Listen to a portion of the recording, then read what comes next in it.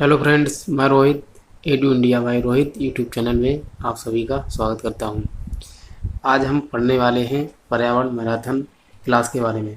और इसमें लगभग मैंने 265 क्वेश्चन लिए हैं और इनसे संबंधित हम संपूर्ण जानकारी प्राप्त करने वाले हैं।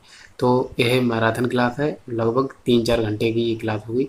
लेकिन मैं आपको बता दूं कि ये जो पर्यावरण की मैराथन है ये यूपी टेट और सी टेट एवं सुपर टेट के लिए बहुत ही महत्वपूर्ण क्लास होने वाली है। तो इसी से संबंधित मैंने एक क्लास बनाई है। इसमें मैंने पर्यावरण के भी क्वेश्चन लिए हैं, क्योंकि यूपी टेट का जो सिलेबस है उसमें पर्यावरण पर्यावरण भी आता है एवं साइंस भी आती है और भूगोल एवं इतिहास के भी कुछ क्वेश्चन आते हैं एवं संविधान के भी क्वेश्चन आते हैं। तो इसलिए इसमें सभी प्रकार से क्वेश्चन कंबाइंड किए हुए हैं और उनको हम पढ़ने वाले हैं। तो ये पर्यावरण की मैराथन क्लास है और जो यूपी टेट की तैयारी कर रहे हैं या सी टेट की या सुपर टेट की भी तैयारी कर रहे हैं उनके लिए ये क्लास बहुत ही महत्वपूर्ण होने वाली है। तो हम अपनी वीडियो को प्रारंभ करते हैं।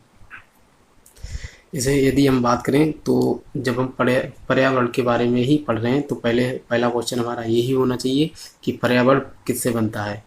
तो जब हम बात करें कि पर्यावरण किससे बनता है, तो पर्यावरण में जब हम देखते हैं कि अपने चारों ओर जितनी भी चीज़ें होती हैं उन्हें हम पर्यावरण के अंतर्गत ही लाते हैं। जैसे यदि बात करें तो जलमंडल के थ्रू जितनी भी जलराशियाँ होती हैं, जैसे झीलें, नदियाँ, समुद्र एवं इत्यादि जलराशियाँ होती हैं उन्हें हम जलमंडल के थ्रू रख लेते हैं। और बात करें वायुमंडल के अंदर, तो वायुमंडल में गैसें हैं, विभिन्न प्रकार की गैसें होती हैं, उनको हम वायुमंडल के अंतर्गत रख लेते हैं।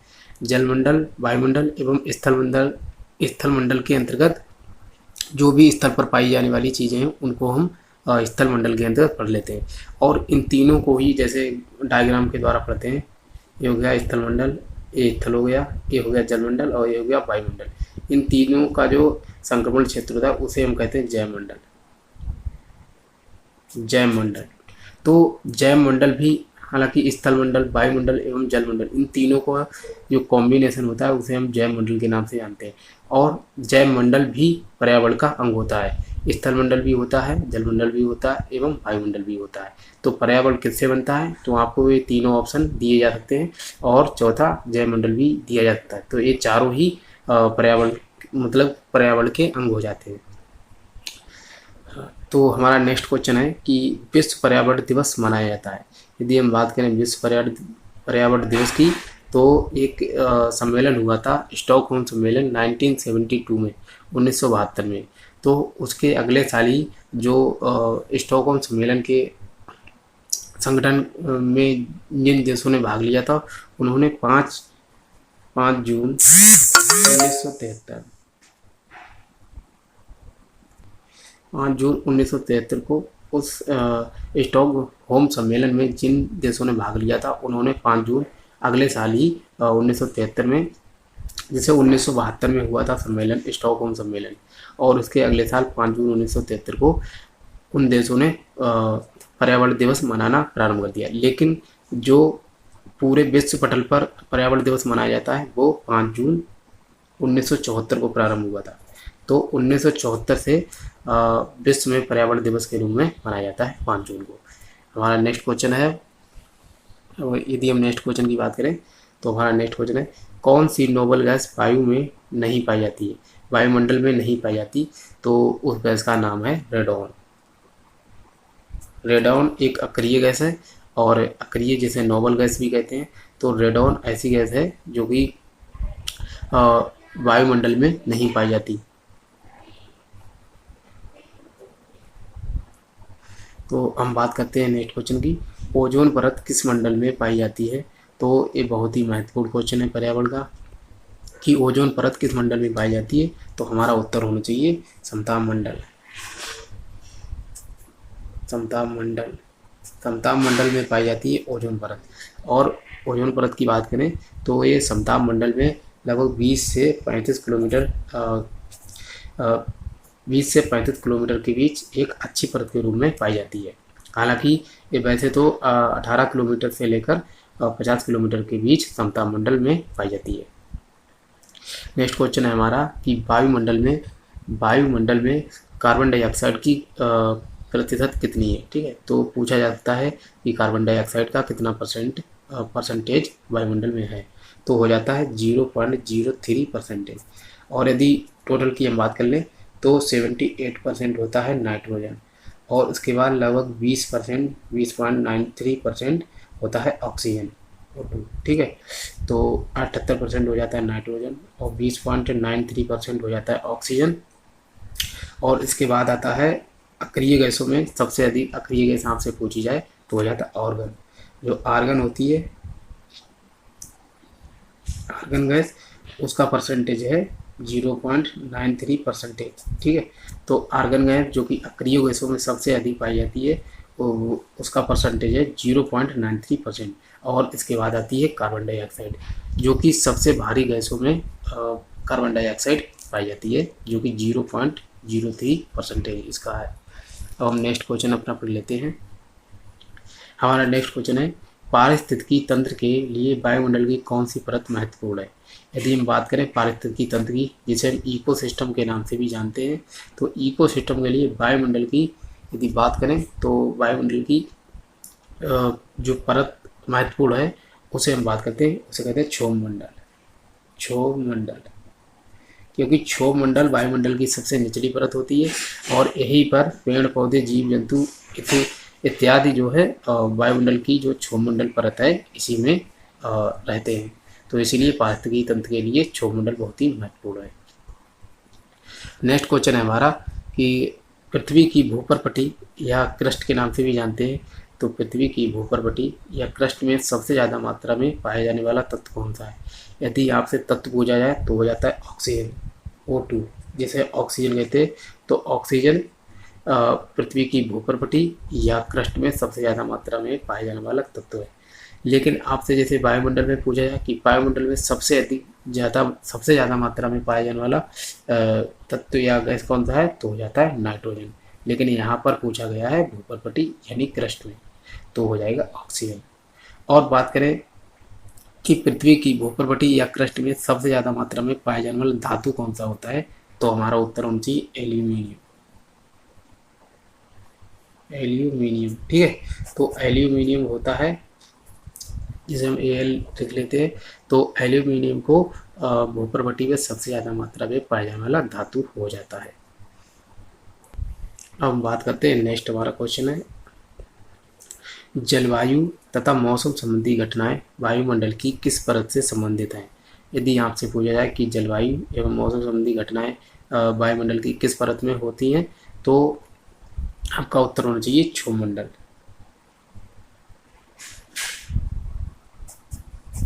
क्षोभ मंडल में जलवायु एवं मौसम संबंधी सभी घटनाएं होती हैं और यहाँ पर वायुयान नहीं उड़ाए जाते, क्योंकि यहाँ पर जो जलवायु एवं मौसम संबंधी घटनाएं होती हैं, ओला, बारिश, आंधी, तूफान, इसलिए ये वायुमंडल के और जो वायुयान होते हैं उनके लिए ये उचित नहीं होता है। तो पौधों हमारा नेक्स्ट क्वेश्चन है, पौधों द्वारा प्रकाश संश्लेषण की क्रिया सर्वाधिक होती है। तो पौधों द्वारा जो प्रकाश संश्लेषण होता है इसे हम कहते हैं फोटोसिंथेसिस। तो प्रकाश संश्लेषण की क्रिया सर्वाधिक कौन से रंग में होती है, तो उसकी बात हो रही है यहाँ पर, तो वो है लाल रंग। लाल में सबसे ज़्यादा होती है, इसके बाद नीले में और उसके बाद बैगनी में, मतलब इस प्रकार से हम पढ़ सकते हैं। सबसे ज़्यादा होती है लाल में, फिर नीले में। हमारा नेक्स्ट क्वेश्चन है, पृथ्वी के चारों ओर गैसों के समूह को क्या कहते हैं। अब मैं आपको डायग्राम से समझाता हूँ। जैसे ये हो गई पृथ्वी के चारों ओर जो वायुमंडल के परतें पाई जाती उन्हीं की बात हो रही है। तो यहीं पर लिखा है कि पृथ्वी के चारों ओर गैसों के समूह को, जो वायुमंडल की परतें पाई जाती हैं उन्हीं की बात हो रही है। तो गैसों के समूह को क्या कहते हैं, तो उन्हें कहते हैं वायुमंडल। वायुमंडल कहा जाता है। हमारा नेक्स्ट क्वेश्चन है, पारिस्थितिकी तंत्र में किनके बीच पारस्परिक संबंधों का अध्ययन है। यदि पारिस्थितिकी तंत्र में किनके बीच आपसे प्रश्न पूछा जाए कि किनके बीच पारस्परिक संबंधों का अध्ययन है, तो जीव एवं वातावरण, जीव जंतु जो होते हैं, जीव जंतु एवं वातावरण के बीच पारिस्थितिकी तंत्र में हम उनका अध्ययन करते हैं। तो उत्तर होगा जीव एवं वातावरण। जीव एवं वातावरण के बीच पारिस्थितिकी तंत्र में पारस्परिक संबंध होता है। एक जीव होता है, एक जीव अपने आसपास की मिट्टी से भी संबंध रखता है, आसपास के वातावरण से भी संबंध रखता है, आसपास की वनस्पतियों से भी संबंध रखता है। तो इस प्रकार से आसपास के जल से भी संबंध रखता है। तो इस प्रकार इन्हीं संबंधों को हम पारिस्थितिकी तंत्र के अंदर अध्ययन करते हैं। नेक्स्ट क्वेश्चन है हमारा, पारिस्थितिकी इकोलॉजी के जनक कौन है? तो इकोलॉजी की यदि आपसे पूछा जाए कि जनक कौन है तो हो जाता है पी ओडम।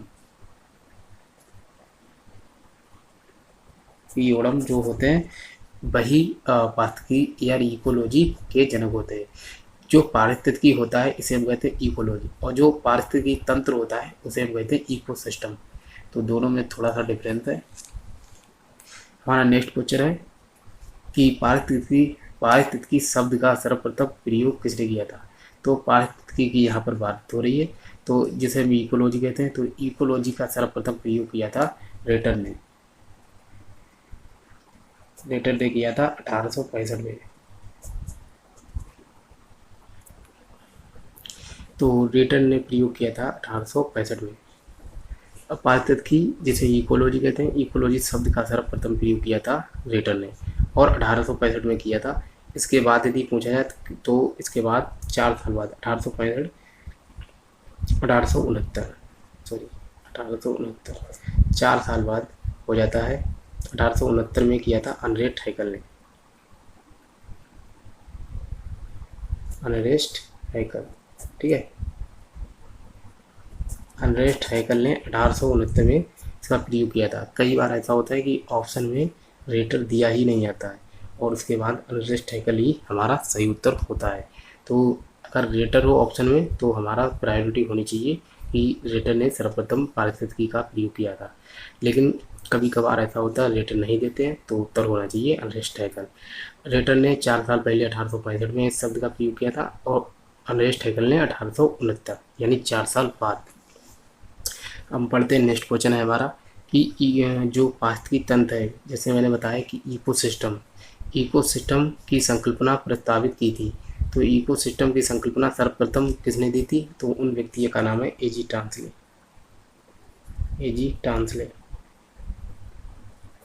एजी टांसले जिन्होंने 1935 जो इकोसिस्टम की संकल्पना है ए इकोलॉजी के काफ़ी बाद में आई थी। तो डेट भी आप देख सकते हैं, 1865-69 है और इसके बाद 1935। तो काफ़ी वर्षों बाद इकोसिस्टम की संकल्पना आई थी और इसको दिया था एजी टांसले ने। तो ये पूछा भी जा चुका है कई बार। अब हम आगे बढ़ते हैं। हमारा नेक्स्ट क्वेश्चन है कि पृथ्वी पर सबसे बड़ा इकोसिस्टम कौन सा है? यदि आपसे पूछा है कि पृथ्वी पर सबसे बड़ा इकोसिस्टम कौन सा होता है तो उसे हम देते हैं महासागर के। ऐसा क्यों है? महासागरों को इसलिए दिया जाता है क्योंकि महासागरों की बात करें तो टोटल 100% में से जो एरिया है उसमें 71% तो पृथ्वी पर जल ही पाया जाता है और जल पाया जाता है, इसलिए 29% स्थल पाए जाते हैं। तो इनमें सबसे ज़्यादा एरिया हो जाता है महासागरों का। इसलिए इस पृथ्वी पर सबसे बड़ा इकोसिस्टम की बात करें तो हो जाता है महासागर। और सबसे स्थायी की यदि बात करें, यहाँ पर स्थायी भी लिख देता हूँ, पृथ्वी पर सबसे स्थायी इकोसिस्टम कौन है तो भी हो जाता है महासागर। क्यों ऐसा? इसलिए होता है क्योंकि यदि कोई भी आप वन क्षेत्र को लें तो वन क्षेत्र में यदि 2 साल तक बारिश नहीं हुई तो वन सारे सूख जाएंगे और इकोसिस्टम तबाह हो जाएगा। और यदि बात करें कि महासागर, तो महासागरों में यदि 2 साल बारिश नहीं हुई तो भी इसके जल स्तर में कोई विशेष प्रभाव नहीं पड़ेगा और अधिक बारिश हो जाए तब भी कोई विशेष प्रभाव नहीं पड़ता है। तो इसलिए सबसे स्थायी एवं सबसे बड़ा इकोसिस्टम हो जाता है महासागर, जिसे हम कहते हैं ओशियन। अब हम पढ़ते हैं नेक्स्ट की तरफ। हमारा नेक्स्ट क्वेश्चन की यदि बात करें तो रामसर स्थल संबंधित था।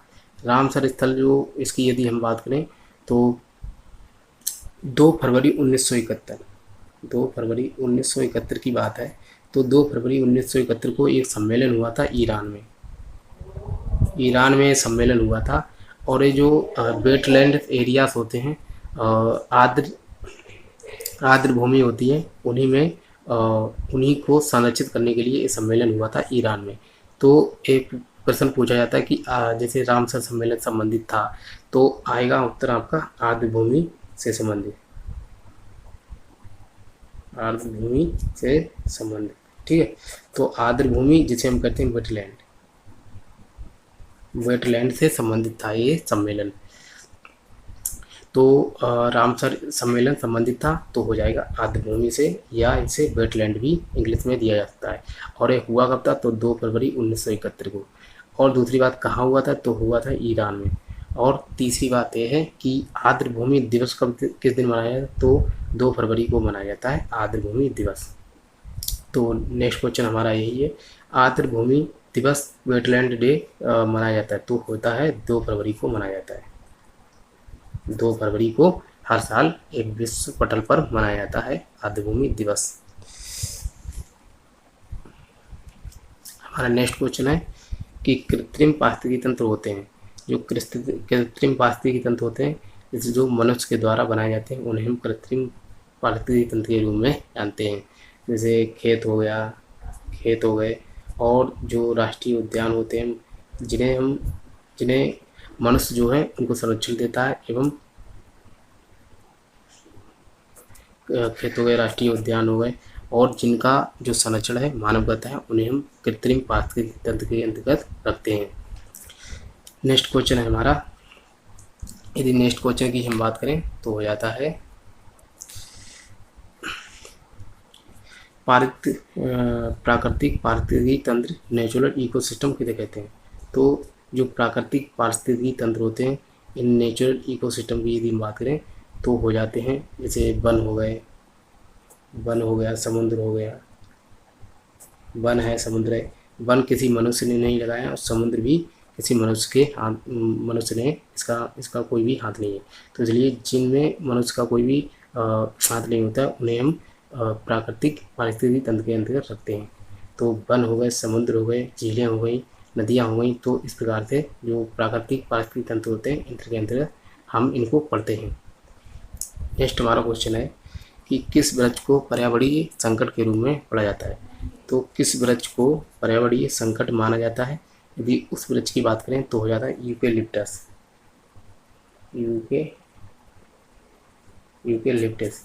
यूकेलिप्टस वह वृक्ष है जो जिस खेत में होता है, उस खेत में बहुत ही अधिक फसल को नुकसान पहुंचाता है, और जिसके कारण जो है इस वृक्ष को पर्यावरणीय संकट के नाम से जाना जाता है।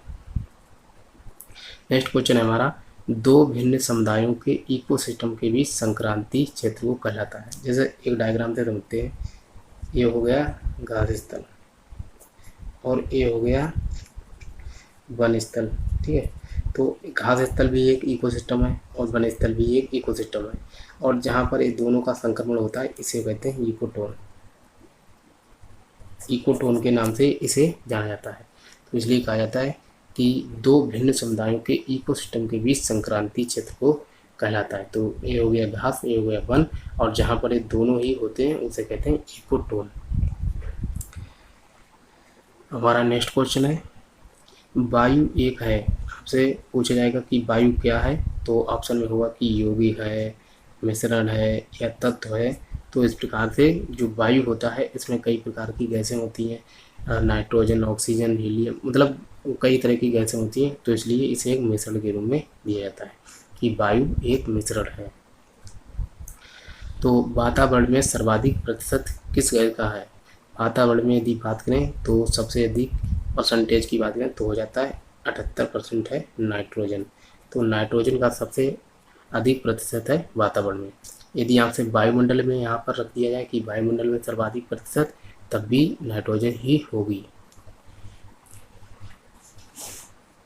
हमारा नेक्स्ट क्वेश्चन है कि यदि पृथ्वी पर पाई जाने वाली वनस्पतियाँ पेड़ पौधे हो समाप्त हो जाएं तो किस गैस की कमी हो जाएगी।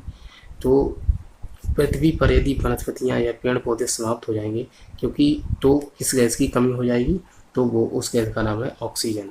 ऑक्सीजन की हो जाएगी, जिसे हम O2 के फॉर्म में लिखते हैं। ऐसा क्यों है, क्योंकि वनस्पतियाँ होती हैं, जो पेड़ पौधे होते हैं, वो कार्बन डाइऑक्साइड को ऑब्जर्व करते हैं और ऑक्सीजन को रिलीज करते हैं। इसके कारण क्या होता है कि हम लोग जो है ऑक्सीजन के कारण सांस ले पाते हैं। तो पेड़ पौधों का होना पृथ्वी पर बहुत ही ज़रूरी है, जिसके कारण ऑक्सीजन रिलीज होती है, मतलब ऑक्सीजन निकालते हैं और कार्बन डाइऑक्साइड को ये इसका यूज करते हैं। तो नेक्स्ट क्वेश्चन है हमारा, सड़कों के किनारे वृक्ष लगाए जाते हैं क्यों? सड़कों के किनारे जो वृक्ष लगाए जाते हैं वो क्यों लगाए जाते हैं, ये ऐसा प्रश्न है। तो सड़कों के किनारे वृक्ष इसलिए लगाए जाते हैं क्योंकि ये जो, जैसे ये हो गई कोई सड़क, सड़क के किनारे ये हो गए वृक्ष दोनों तरफ, इस प्रकार से मान लीजिए आप।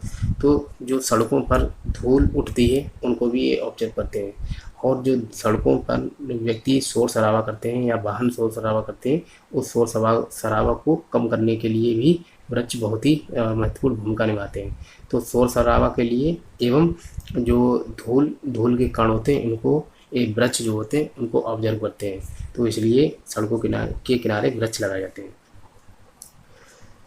नेक्स्ट क्वेश्चन है हमारा, पारितंत्र में खाद्य श्रृंखला में अपघटक कहलाते हैं। अपघटक कौन होते हैं? तो अपघटक की यदि बात करें हम,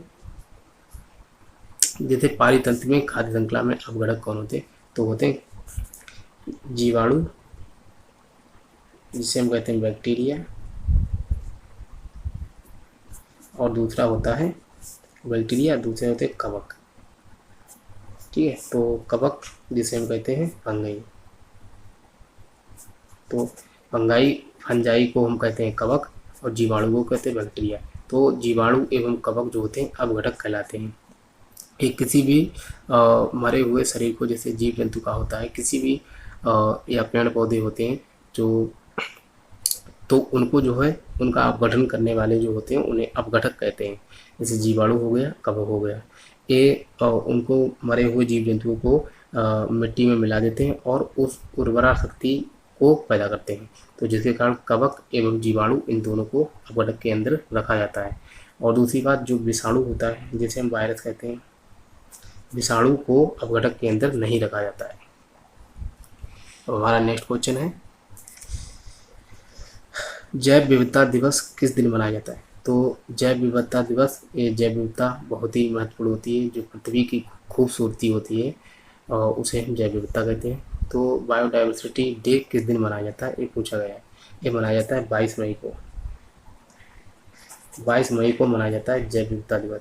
ये पूरे विश्व द्वारा मनाया जाता है 22 मई को। नेक्स्ट क्वेश्चन है हमारा, वायुमंडल के किस मंडल में 165 मीटर ऊंचाई बढ़ने पर 1 डिग्री सेल्सियस तापमान घट जाता है? तो वायुमंडल के किस मंडल की यहाँ पर बात हो रही है, जहाँ पर 165 मीटर ऊंचाई बढ़ने पर 1 डिग्री सेल्सियस जो तापमान है वो माइनस हो जाता है। तो इस मंडल का नाम है क्षोभ मंडल। क्षोभ मंडल, जिसे हम ट्रोपोस्फेयर के नाम से भी जानते हैं, ट्रोपोस्फेयर। ठीक है, तो ट्रोपोस्फेयर के नाम से जानते हैं, जैसे क्षोभ मंडल। कभी कभार ऐसा होता है कि वायुमंडल की जो 5 परतें हैं उनमें से अंग्रेजी वाले नामों को भी ले लिया जाता है, तो कन्फ्यूजन हो जाता है कि क्षोभ मंडल पढ़ा था तो क्षोभ मंडल वहाँ पर नहीं होता है, तो इसलिए ट्रोपोस्फेयर भी पढ़ना बहुत ज़रूरी है। तो ये हो गया ट्रोपोस्फेयर, जहाँ पर 165 मीटर ऊंचाई बढ़ने पर 1 डिग्री सेल्सियस तापमान घट जाता है। और यदि बात करें कि जैसे ये तो हो गया 165 मीटर, और लगभग यदि 1000 मीटर अर्थात 1000 मीटर की ऊंचाई जब बढ़ती है तो लगभग 6.5 डिग्री सेल्सियस तापमान घट जाता है, लगभग अप्रॉक्सीमेट लगभग होता है। नेक्स्ट क्वेश्चन है हमारा कि वायुमंडल का कौन सा मंडल सबसे ठंडा है? तो वायुमंडल की यदि बात करें कि कौन सा मंडल सबसे ठंडा है, तो उसका नाम है मध्यमंडल। मध्यमंडल जो है वायुमंडल की सबसे ठंडा मंडल के नाम से जाना जाता है, जिसे हम कहते हैं मेजोस्फीयर। मेजोस्फीयर है जिसे हम मध्यमंडल के नाम से जानते हैं। और आगे यदि हम बात करें तो आगे हमारा नेक्स्ट क्वेश्चन है कि एक घात स्थलीय पारिस्थितिकी तंत्र है कि खाद्य श्रृंखला का सही क्रम है। तो जो खाद्य श्रृंखलाएँ होती हैं इकोसिस्टम में, उनके अंतर्गत हम 4 ऑप्शन है, इनमें से एक ऑप्शन ठीक है, तो उसको हम पढ़ रहे हैं। जैसे यदि बात करें कि घास स्थल जो होता है, घास को खाता है टिड्डा। ठीक है, घास को खाता है टिड्डा, और टिड्डे को खाता है मेंढक, टिड्डे को खाता है मेंढक, मेंढक को खाता है सांप। तो इस प्रकार से तो पहला ही ऑप्शन सही हो गया। तो हालांकि ये सही है, लेकिन और ऑप्शन को देखेंगे कि इनमें गलतियाँ हैं। जो बी ऑप्शन है, घास को खाता है टिड्डा, ठीक है। टिड्डे को खाता सांप, नहीं। टिड्डे को सांप नहीं, टिड्डे को खाता है मेंढक, तो ये हो गई श्रृंखला गलत। तीसरी है, इसमें दिया गया है कि टिड्डे को खाता है मेंढक, हाँ ठीक है, लेकिन मेंढक को खाता है सांप, लेकिन सांप को थोड़ी घास खाती है, तो इसलिए ये ऑप्शन भी गलत हो गया। अब नेक्स्ट ऑप्शन है टिड्डा, टिड्डे को खाता है सांप, गलत। टिड्डे को खाता है मेंढक, तो यहाँ पर दिया है कि सर्प को खाता है मेंढक, तो ये श्रृंखला भी गलत है, तो option A is the right answer. अब हम बढ़ते हैं नेक्स्ट क्वेश्चन। हमारा नेक्स्ट क्वेश्चन है, इनमें से कौन खाद्य श्रृंखला का निर्माण करता है। तो आपसे पूछा जाए कि कौन खाद्य श्रृंखला का निर्माण करता है, तो उसको हम देखते हैं। जो श्रृंखलाएँ होती हैं वो एक सीरीज में चलती हैं।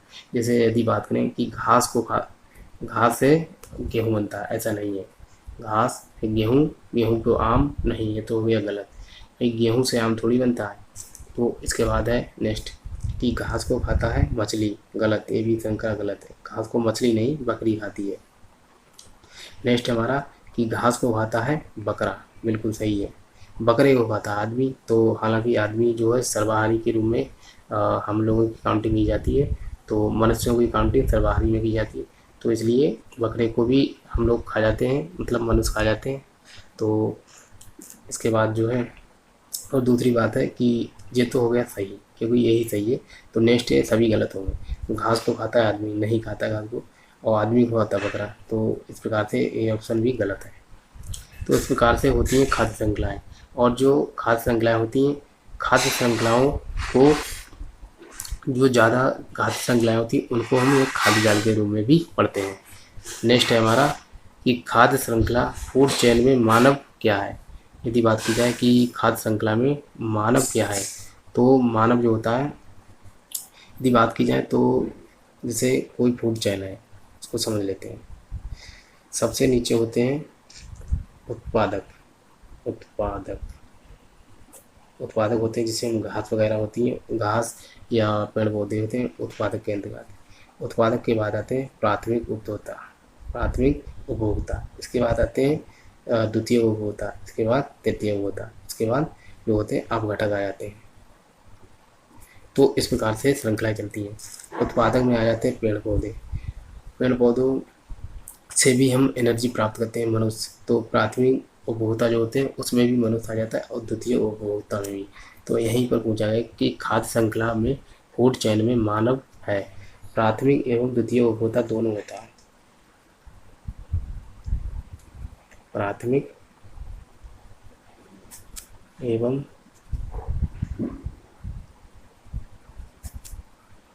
उपभोक्ता, प्राथमिक एवं द्वितीय उपभोक्ता होता है मनुष्य। अब बढ़ते हैं नेक्स्ट की तरफ। हमारा नेक्स्ट क्वेश्चन है 34वां, कौन से पौधे नाइट्रोजन स्थिरीकरण में सहायक होते हैं। तो यदि बात करें कि कौन से पौधे नाइट्रोजन स्थिरीकरण में सहायक होते हैं, जिन पौधों में नाइट्रोजन की कमी होती है वो नाइट्रोजन को अपनी जड़ों के अंतर्गत स्थिरीकरण कर लेते हैं। तो दलहन जो दलहन होते हैं पौधे, दलहन पौधे जो होते हैं वही ऐसा करते हैं कि नाइट्रोजन का स्थिरीकरण कर लेते हैं।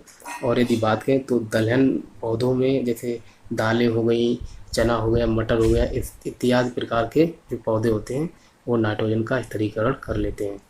जो उनके अंतर्गत जैसे राइजोबियम है, एजिटोबैक्टर है, इस प्रकार के जीवाणु पाए जाते हैं जिनके द्वारा नाइट्रोजन स्थिरीकरण किया जाता है। तो हमारा नेक्स्ट क्वेश्चन है, प्रथम पोषण स्तर के अंतर्गत आते हैं। यदि पोषण स्तर की बात की जाए तो पहले हम यहाँ से समझ जाएंगे बहुत ही अच्छे से। जो उत्पादक होते हैं, जैसे उत्पादक हो गया, इसके बाद प्राथमिक उपभोक्ता आते हैं, इसके बाद द्वितीय उपभोक्ता आते हैं, इसके बाद तृतीयक, और कभी कभार जो फूड चेन होती है उसके आधार पर मतलब ये निर्माण किया जाता है। कभी कभार द्वितीय उपभोक्ता के बाद आ जाते हैं अपघटक, और कभी कभार तृतीयक। तो ये फूड चेन पर निर्भर करता है। तो बात करें कि यहाँ पर उत्पादक, इसके बाद प्राथमिक, इसके बाद द्वितीयक, इसके बाद तृतीयक। तो हम बात करते हैं, तो उत्पादक जो होता है इसे हम प्रथम पोषण स्तर के अंतर्गत रखते थे। प्रथम इसके बाद जो प्राथमिक उप होता है इन्हें द्वितीयक पोषण स्तर, और जो द्वितीयक उप होता है इन्हें हम तृतीयक पोषण स्तर के अंतर्गत। और यदि फूड चेन में तृतीयक उप होता भी है तो हो जाता है चौथा पोषण स्तर के नाम से इसे हम पढ़ लेते हैं। और अब घटक आते हैं 5वें उसमें, ठीक है। तो इस प्रकार से यहाँ पर पूछा गया कि प्रथम पोषण स्तर के अंतर्गत आते हैं। ऑप्शन आपको दिए जाएंगे कि उत्पादक, प्राथमिक, उत्तर, द्वितीयक या तृतीयक। तो इस प्रकार से आपका उत्तर होना चाहिए उत्पादक। उत्पादक होगा या फिर दूसरे फॉर्म में पेड़ पौधे लिखा होगा, पेड़ पौधे, क्योंकि पेड़ पौधे ही उत्पादक के रूप में जाने जाते हैं। हमारा नेक्स्ट क्वेश्चन है राइजोबियम, क्लोरोबियम, एजोटोबैक्टर, ये क्या है? तो राइजोबियम, क्लोरोबियम, एजोटोबैक्टर, यदि बात करें ये तीनों ही नाइट्रोजन स्थिरीकरण करने वाले पौधे, हालांकि ऊपर हम पढ़ चुके हैं। तो एजोटोबैक्टर जो है वो सबसे अधिक भूमिका निभाता है, और उसके साथ में क्लोरोबियम एवं राइजोबियम भी भूमिका निभाते हैं, जो नाइट्रोजन को स्थिरीकरण करने में सहायक होते हैं। तो ये तीनों के तीनों जीवाणु, बैक्टीरिया है, जीवाणु है। और ये बात करें तो ये नाइट्रोजन स्थिरीकरण जो दलहनी पौधे होते हैं, जैसे हम बात कर चुके हैं कि चना, मटर, दालें इत्यादि प्रकार की दालें होती हैं, तो उनकी जो जड़ें होती हैं उनके अंतर्गत ये नाइट्रोजन स्थिरीकरण करने में सहायक जीवाणु होते हैं। तो नेक्स्ट क्वेश्चन है हमारा, लानोज घास के मैदान पाए जाते हैं। तो ये आ गया वर्ल्ड जियोग्राफी से, क्योंकि मैंने आपको बताया जो यूपी टेट या सी टेट का जो सिलेबस है उसमें एवं सुपर टेट का भी, तो उनमें इस प्रकार से भी प्रश्न पूछे जाते हैं कि वर्ल्ड जियोग्राफी से भी पूछे जाते हैं। तो लानोज घास के मैदान पाए जाते हैं, ये कहाँ पाए जाते हैं? इनसे कई प्रकार के प्रश्न बनते हैं कि ये कहाँ पाए जाते हैं। सबसे पहले तो आपका उत्तर होना चाहिए लानोज जो है ये वेनेजुएला में पाए जाते हैं। वेनेजुएला जो कि दक्षिण अमेरिका महाद्वीप का एक देश है। और बात करें वेनेजुएला की, यदि मुद्रा की बात करें तो इसकी मुद्रा है बोलीवर।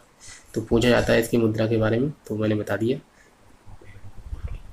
और दूसरे तरीके से यदि प्रश्न पूछा गया तो पूछा है कि एक किस बायोम के अंतर्गत आते हैं। तो लानोज जो है वो उष्ण कटिबंधीय बायोम के अंतर्गत आते हैं, उष्ण कटिबंधीय बायोम, ठीक है। तो उष्ण कटिबंधीय बायोम या उष्ण कटिबंधीय घास स्थल के नाम से भी लानोज जाने जाते हैं। नेक्स्ट क्वेश्चन है हमारा कि लानोज एवं कंपोज घास के मैदान किस बायोम के अंतर्गत आते हैं। तो हालांकि मैं बता चुका हूँ लानोज एवं कंपोज, ये लानोज वेनेजुएला में पाए जाते हैं, कंपोज जो पाए जाते हैं ये ब्राज़ील के अंतर्गत पाए जाते हैं। तो कंपोज ब्राज़ील में, और ये दोनों के दोनों स्थल जो हैं वो उष्ण कटिबंधीय बायोम के अंतर्गत आते हैं। अब हम बात करते हैं नेक्स्ट, जो उष्ण कटिबंधीय बायोम होता है, जैसे मैं बता दूं आपको, ये हो गई 0 डिग्री विषुवत रेखा, ठीक है। तो ये हो गई 0 डिग्री विषुवत रेखा।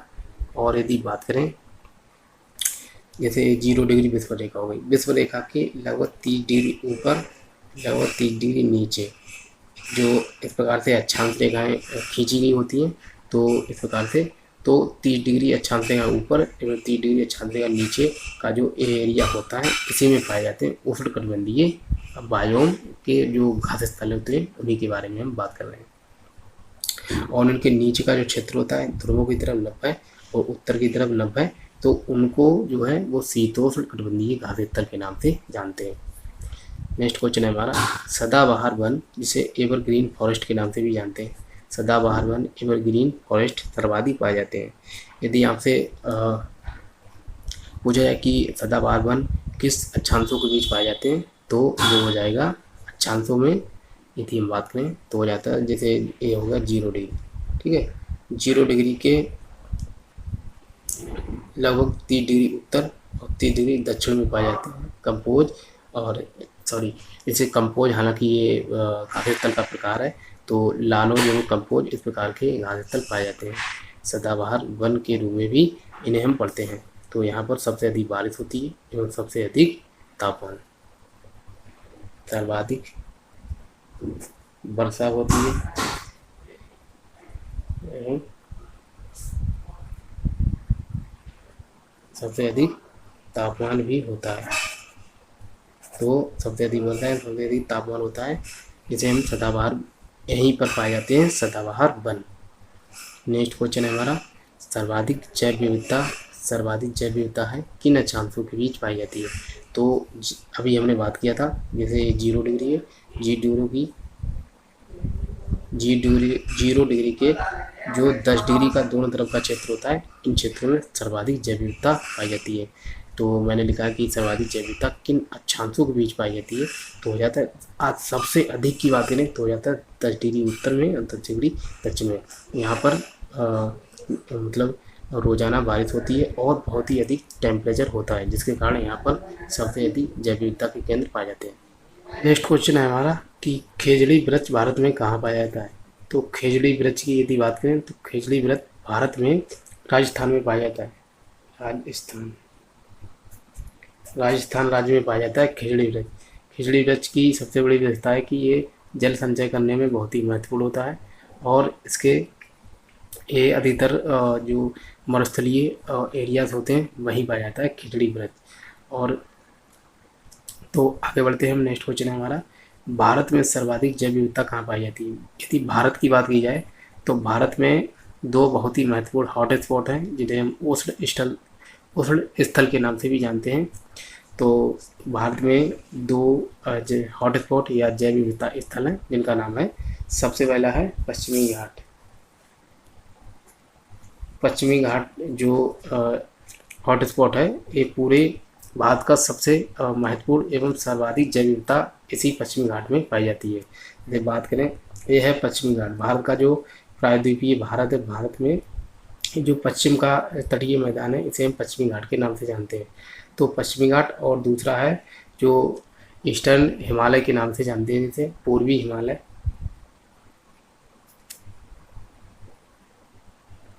पूर्वी हिमालय और पश्चिमी घाट ये भारत के दो बहुत ही महत्वपूर्ण जैव विविधता स्थल के नाम से जाने जाते हैं। नेक्स्ट है हमारा क्वेश्चन कि 43वां कि साल वृक्ष, सागौन एवं शीशम वृक्ष किन बायोम के वृक्ष हैं। तो साल, सागौन एवं शीशम ये किस उष्णकटिबंधीय किस में पाए जाते हैं। तो बात करें जैसे होता है उष्णकटिबंधीय या शीतोष्णकटिबंधीय, तो ये पाए जाते हैं शीतोष्णकटिबंधीय घास स्थल के नाम से भी वृक्ष पाए जाते हैं। और इन वृक्षों की जो लकड़ियाँ होती हैं बहुत ही महत्वपूर्ण होती हैं। इसे घर के जितने भी फर्नीचर बनाए जाते हैं तो इन्हीं लकड़ियों से बनाए जाते हैं, क्योंकि ये लकड़ियाँ जो होती हैं इनकी बहुत ही महत्वपूर्ण होती हैं।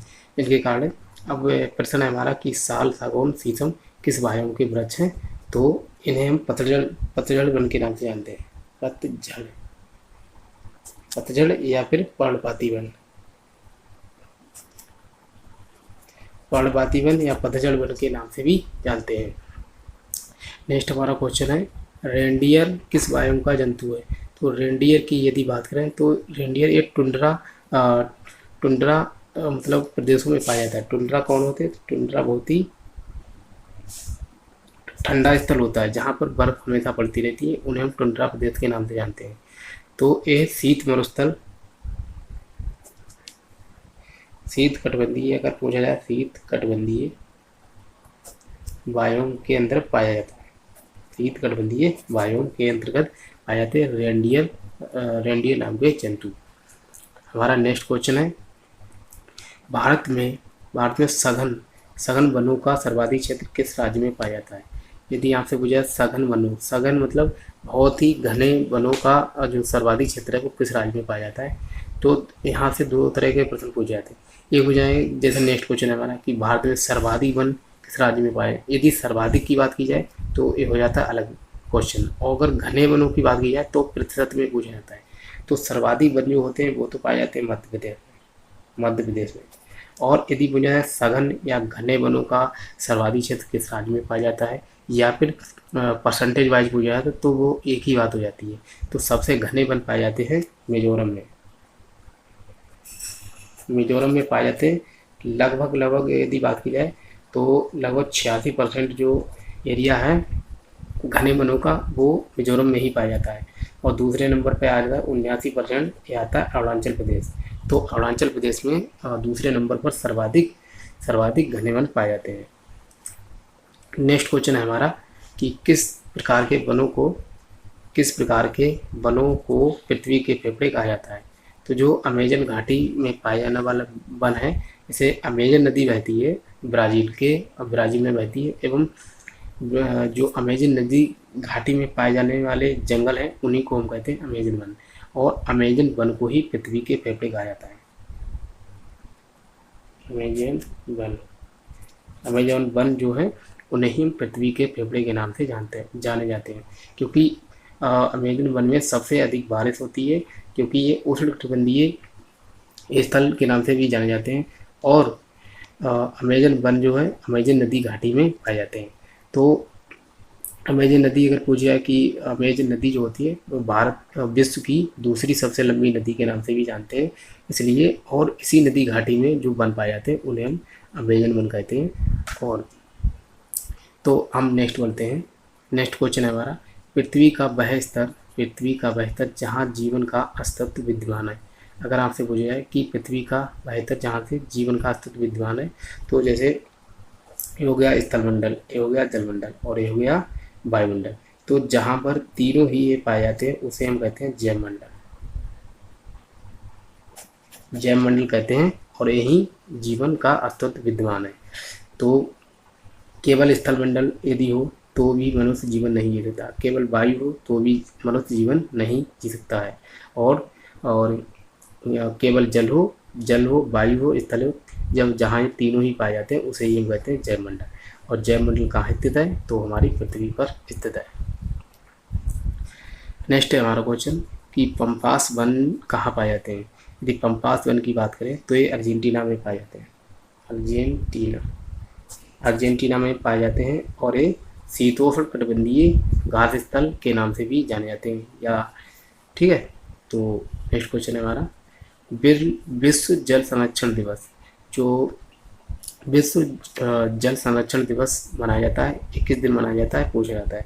तो ये मनाया जाता है जैसे 22 मार्च को मनाया जाता है विश्व जल संरक्षण दिवस। नेक्स्ट क्वेश्चन है हमारा, साइलेंट वैली कहाँ पाई जाती है।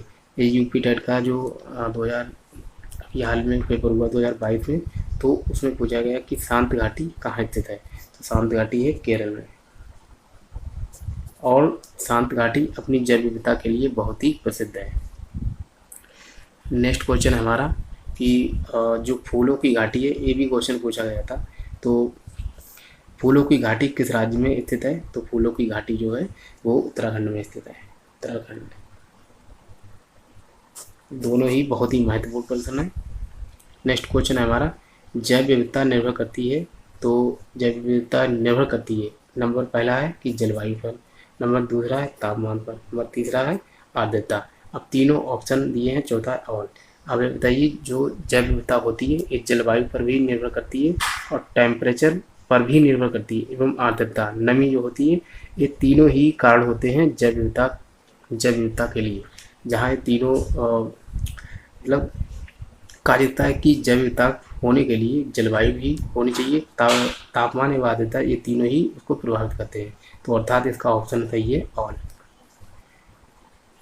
हमारा नेक्स्ट क्वेश्चन है कि भारत में सर्वाधिक मैंग्रोव वन कहाँ पाए जाते हैं। तो भारत में यदि बात करें सर्वाधिक मैंग्रोव वन पाए जाते हैं पश्चिम बंगाल में जो सुंदरवन का डेल्टा पाया जाता है। भारत में यदि सुंदरवन डेल्टा की बात करें तो भारत में 1/3 हिस्सा पाया जाता है सुंदरवन डेल्टा का, और जो बाकी हिस्सा है वो 2/3 ये पाया जाता है बांग्लादेश में। तो पश्चिम बंगाल में सबसे अधिक मैंग्रोव वन पाए जाते हैं।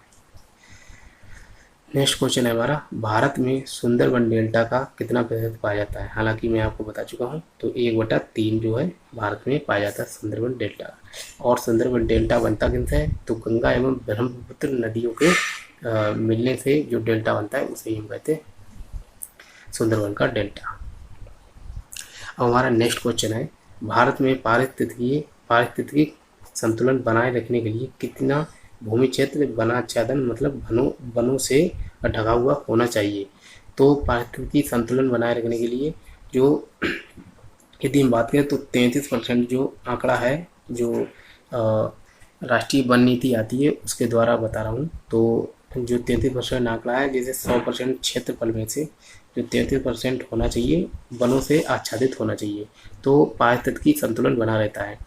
तो इसलिए कहा गया कि भारत में पारिस्थितिकी के लिए 33% वन होना जरूरी होता है, और वर्तमान में लगभग 21.56% कुछ है, तो समथिंग। तो इसलिए अभी हम बहुत पीछे हैं। नेक्स्ट क्वेश्चन है हमारा कि कीट बच्ची पादप जो होते हैं, कीट बच्ची पादप या पौधे किसकी कमी के कारण कीड़ों मकोड़ों को खाते हैं। तो एक क्वेश्चन बहुत ही महत्वपूर्ण है। जो कीट बच्ची पौधे होते हैं वो नाइट्रोजन की कमी के कारण, नाइट्रोजन जो होता है, नाइट्रोजन की कमी के कारण कीड़ों मकोड़ों को खाते हैं। और कीड़ों मकोड़ों को इसलिए खाते हैं क्योंकि कीड़ों एवं मकोड़ों से ये जो है नाइट्रोजन की कमी को पूरा करते हैं। और ये पाए कहाँ जाते हैं कीट बच्ची पौधे, तो ये पाए जाते हैं, एक है दार्जिलिंग क्षेत्र, दार्जिलिंग क्षेत्र है पश्चिम बंगाल में। पश्चिम बंगाल में जो है दार्जिलिंग क्षेत्र है, और जो कश्मीर घाटी है वहाँ भी पाए जाते हैं कीट बच्ची पौधे, जिसे इसका नाम है नेपेंथिस या घटपर्डी के नाम से जानते हैं, जो कीट बच्ची पौधा होता है उसे। तो नेक्स्ट क्वेश्चन है हमारा, हिम तेंदुआ या स्नो लियोपार्ड जिसे कहते हैं, स्नो लियोपार्ड किस राज्य का राजकीय पशु है। तो हमारे भारत में एक राज्य और एक केंद्र शासित प्रदेश है जहाँ का ये जो राजकीय पशु है उसे हम हिम तेंदुआ को जैसे बताते हैं। तो पहले तो जहाँ ये मतलब हिमाचल प्रदेश का, हिमाचल प्रदेश का, क्योंकि हिमाचल प्रदेश में भी बर्फ़ पड़ती है, क्योंकि हिम तेंदुआ जो है वो ठंडे स्थानों में पाया जाता है हिमाचल प्रदेश में। और दूसरा अब बन गया लद्दाख, लद्दाख जो कि केंद्र शासित प्रदेश है, और हिमाचल प्रदेश जो कि एक राज्य है। तो इन दोनों का ही राजकीय पशु है हिम तेंदुआ। नेक्स्ट क्वेश्चन है हमारा, भारतीय संसद द्वारा जैव विविधता अधिनियम पारित हुआ था। तो भारतीय संसद द्वारा दिसंबर 2002 एक वह डेट है जिस डेट में संसद द्वारा जो है जैव विविधता अधिनियम पारित हुआ था। तो जैव विविधता अधिनियम इसलिए पारित किया गया था जिससे कि जितने भी भारत में हॉटस्पॉट या जैव विविधता स्थल होते हैं उनको संरक्षण प्रदान किया जा सके। भारत में पर्यावरण संरक्षण अधिनियम कब पारित हुआ था। यदि बात करें तो पर्यावरण संरक्षण अधिनियम जो है ये पारित हुआ था 1886 में। 1886 में पर्यावरण संरक्षण पारित हुआ था। नेक्स्ट क्वेश्चन है हमारा, राष्ट्रीय जल नीति कब आई थी। तो राष्ट्रीय जल नीति की यदि हम बात करें तो राष्ट्रीय जल नीति एवं पर्यावरण जो जैव विविधता अधिनियम दोनों ही एक साल ही आए थे। 2000 जो राष्ट्रीय जल नीति है ये भी 2002 में ही आई थी। राष्ट्रीय जल नीति 2002 एवं जो जैव विविधता अधिनियम आया था ये दोनों के दोनों एक ही साल में आए थे। नेक्स्ट क्वेश्चन है हमारा, स्टॉकहोम सम्मेलन कब हुआ था। तो स्टॉकहोम सम्मेलन पूछा जाता है कि ये कहाँ हुआ था। तो स्टॉकहोम सम्मेलन ये हुआ था कनाडा में, सॉरी कनाडा नहीं, स्वीडन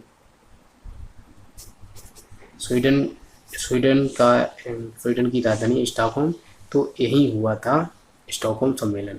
और ये कब हुआ था तो 1972 में हुआ था, 1972 में। और दूसरे तरह से पूछा जाता है कि सतत विकास पर आधारित प्रथम सम्मेलन कौन था। तो स्टॉकहोम सम्मेलन को ही सतत विकास पर आधारित सस्टेनेबल डेवलपमेंट गोल्स के नाम से भी जाना जाता है स्टॉकहोम सम्मेलन, और ये 1972 में हुआ था स्वीडन में। नेक्स्ट क्वेश्चन है हमारा, मॉन्ट्रियल प्रोटोकॉल कब हुआ था। तो मॉन्ट्रियल प्रोटोकॉल जो है ये हुआ था 1987 में, 1987 में, 16 सितंबर 1987 को हुआ था, 16 सितंबर 1987 को हुआ था। और मॉन्ट्रियल एक कनाडा का एक स्थान है, कनाडा का स्थान है। तो मॉन्ट्रियल प्रोटोकॉल हमसे पूछा है कहाँ कब हुआ था। तो 16 सितंबर 1987 को। और कहाँ हुआ था तो कनाडा में। और एक किससे संबंधित था तो ओजोन परत के संरक्षण से संबंधित था मॉन्ट्रियल प्रोटोकॉल। जो कार्बन यदि बात की जाए, जो फ्लोरोकार्बन है ये ओजोन परत के लिए बहुत ही नुकसान हो जाती है, तो उससे ही उसको संरक्षण करने के लिए, ओजोन परत संरक्षण करने के लिए ही ये मॉन्ट्रियल प्रोटोकॉल हुआ था। ओजोन दिवस मनाया जाता है तो इस 16 सितंबर को मनाया जाता है ओजोन दिवस, और ये 1994 से लगातार विश्व स्तर पर मनाया जा रहा है। मतलब पूरे विश्व द्वारा 16 सितंबर को 1994 से मनाया जा रहा है। ठीक है, अब हम बढ़ते हैं नेक्स्ट क्वेश्चन है हमारा 65वां कि भारत में वन्य जीव संरक्षण अधिनियम कब लागू हुआ था। वन्य जीव संरक्षण अधिनियम की यदि बात करें तो ये लागू हुआ था 1972 में। 1972 में भारत में वन्य जीव संरक्षण अधिनियम लागू हुआ था। नेक्स्ट क्वेश्चन है हमारा वन्य जीव संरक्षण अधिनियम के अनुसार भारत में कितने प्रतिशत जीव जंतु निवास करते हैं। तो 5% के आसपास जो है भारत में जीव जंतु निवास करते हैं। ये वन्य जीव संरक्षण अधिनियम के अनुसार ही बताया गया था। नेक्स्ट क्वेश्चन है हमारा मानस वन्य जीव अभ्यारण्य का स्तर है। तो मानस जो कि असम में पाया जाता है, असम में पाया जाता है। हालांकि मानस है और डिब्रूगढ़, रायमोना एवं मतलब जो असम है, असम में कई सारे राष्ट्रीय उद्यान एवं वन्यजीव अभ्यारण्य पाए जाते हैं। तो हम जैसे मानस हो गया, ओरांग हो गया एवं कई पाए जाते हैं। तो नेक्स्ट है हमारा सिमलीपाल राष्ट्रीय उद्यान किस राज्य में स्थित है। तो सिमलीपाल राष्ट्रीय उद्यान की यदि बात करें तो ये पाया जाता है उड़ीसा में। उड़ीसा में भी कई पाए जाते हैं, जैसे सिमलीपाल है, भीतरकनिका है और गहिर माथा है। तो चिल्का, सतकोसिया ये कई पाए जाते हैं उड़ीसा में भी। भारत का एकमात्र तैरता हुआ नेशनल पार्क किस राज्य में है। तो ये बहुत ही महत्वपूर्ण है कि भारत में एकमात्र तैरता हुआ नेशनल पार्क है, जिसे कहते हैं केबुल लामजाओ। केबुल लामजाओ जो कि मणिपुर में पाया जाता है। मणिपुर में पाया जाता है। और किस झील के किनारे। तो लोकटक। अब मैं आपको बता दूं 2-3 क्वेश्चन। पहला कि ये किस राज्य में, तो हो गया मणिपुर, और मतलब इसका नाम क्या है, तो है केबुल लामजाओ, और किस झील के किनारे, तो लोकटक झील के किनारे। नेक्स्ट है हमारा भारत में प्रोजेक्ट टाइगर प्रारंभ किया गया था। जो प्रोजेक्ट टाइगर अर्थात जो बाघों के संरक्षण के लिए प्रोजेक्ट टाइगर प्रारंभ किया था। तो ये किया गया था 1973 में। तो 1973 की वह डेट है जिस साल प्रोजेक्ट टाइगर प्रारंभ किया गया था। भारत में टाइगर रिपोर्ट 2018 के अनुसार सर्वाधिक टाइगर किस राज्य में है। तो सर्वाधिक टाइगर किस राज्य की बात करें तो यह है मध्य प्रदेश में। मध्य प्रदेश में सर्वाधिक टाइगर पाए जाते हैं। और यदि बात करें मध्य प्रदेश में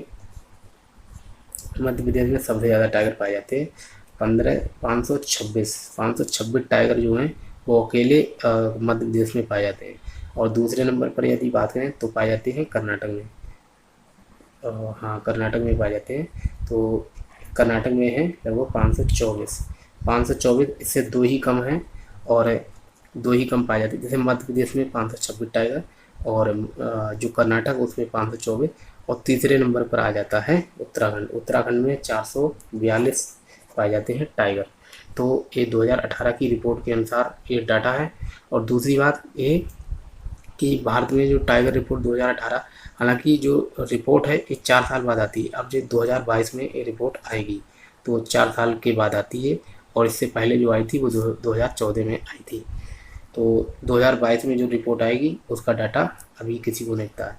तो 2022 में जो डेटा आएगी, अब उसकी बात आगे हम करते हैं कि टाइगर रिपोर्ट 2018 के अनुसार सर्वाधिक जो टाइगर है वो किस राष्ट्रीय उद्यान में है। ये प्रश्न आपसे भी पूछा जा सकता है कि टाइगर रिपोर्ट 2018 के अनुसार सर्वाधिक टाइगर किस राष्ट्रीय उद्यान में है। उद्यान का नाम अगर पूछा जाए तो है जिम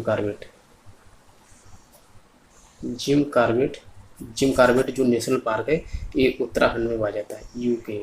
ठीक है, तो उत्तराखंड में ये जिम कॉर्बेट पाया जाता है। यही सबसे ज़्यादा इस राष्ट्रीय उद्यान में सबसे ज़्यादा टाइगर पाए जाते हैं। जिम कॉर्बेट नाम है और ये उत्तराखंड में स्थित है। अब नेक्स्ट बात करते हैं, जैसे एक है डंपा पूछा है कि डंपा टाइगर रिजर्व कहाँ किस राज्य में है। तो डंपा जो है एक पाया जाता है मिजोरम में। और मैं आपको ये बता दूं, एक है डंपा और एक है बुक्सा। जो बुक्सा टाइगर रिजर्व है, बुक्सा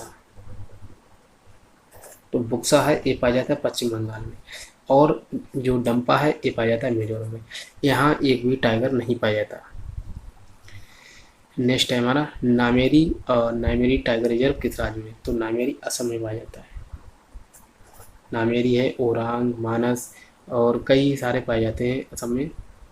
नेक्स्ट है हमारा बाघों का प्रमुख रिजर्व सरिस्का किस राज्य में है? जो बाघों के लिए बहुत ही प्रमुख है सरिस्का, सरिस्का किस राज्य में है? तो ये राजस्थान में है। राजस्थान में पाया जाता है सरिस्का। नेक्स्ट है हमारा वन संरक्षण अधिनियम। जो वन संरक्षण अधिनियम है एक कब पारित हुआ था? तो यदि बात करें वन संरक्षण अधिनियम की, ये हुआ था, जो वन संरक्षण अधिनियम है ये हुआ था 1980 में। 1980 में आया था वन संरक्षण अधिनियम। वनों को संरक्षण प्रदान करने के लिए यह अधिनियम पारित किया था भारतीय स्तर पर। नेक्स्ट क्वेश्चन है हमारा विश्व वानिकी दिवस कब मनाया जाता है? तो विश्व वानिकी दिवस जो है किस दिन मनाया जाता है? वनों को संरक्षण प्रदान करने के लिए ये दिवस मनाया जाता है। तो ये मनाया जाता है 21 मार्च। 21 मार्च को मनाया जाता है विश्व वानिकी दिवस। जैसे पर्यावरण दिवस की बात करें तो 5 जून को मनाया जाता है।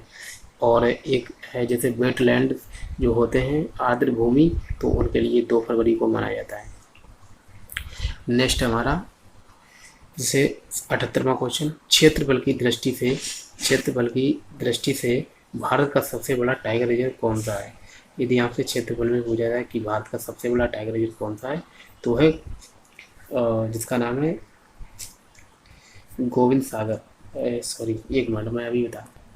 जो क्षेत्रफल की दृष्टि से यदि बात करें तो भारत का सबसे बड़ा टाइगर रिजर्व है नागा अर्जुन।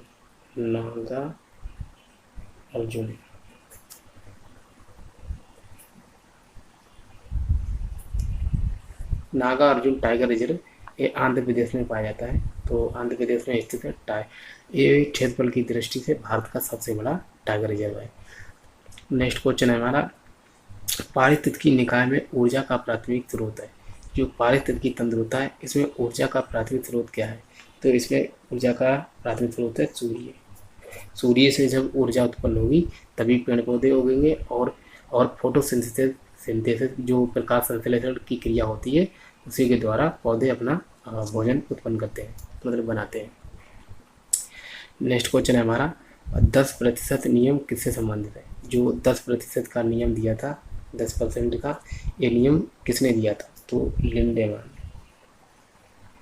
लिंडेमान ने ये नियम दिया था। और इसमें क्या होता है, जैसे ये हो गया समझते हैं, जो इसमें पौधे हैं, ठीक है, तो पौधे यदि अपनी ऊर्जा जो जनरेट करते हैं वो प्राथमिक उपभोक्ता को जब ऊर्जा देते हैं तो केवल 10%, और यदि प्राथमिक उपभोक्ता द्वितीय उपभोक्ता को जब देते हैं, जैसे ये हो गए सेकेंड, ये हो गए फर्स्ट और ये हो गए उत्पादक, ठीक है, तो 10 का यदि 10% निकालेंगे तो 1%।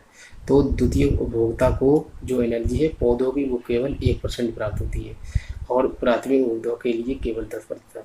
तो इस प्रकार से ये जो नियम दिया था ये दिया था लिंडेमान ने, और ये 10% का नियम के नाम से जाना जाता है।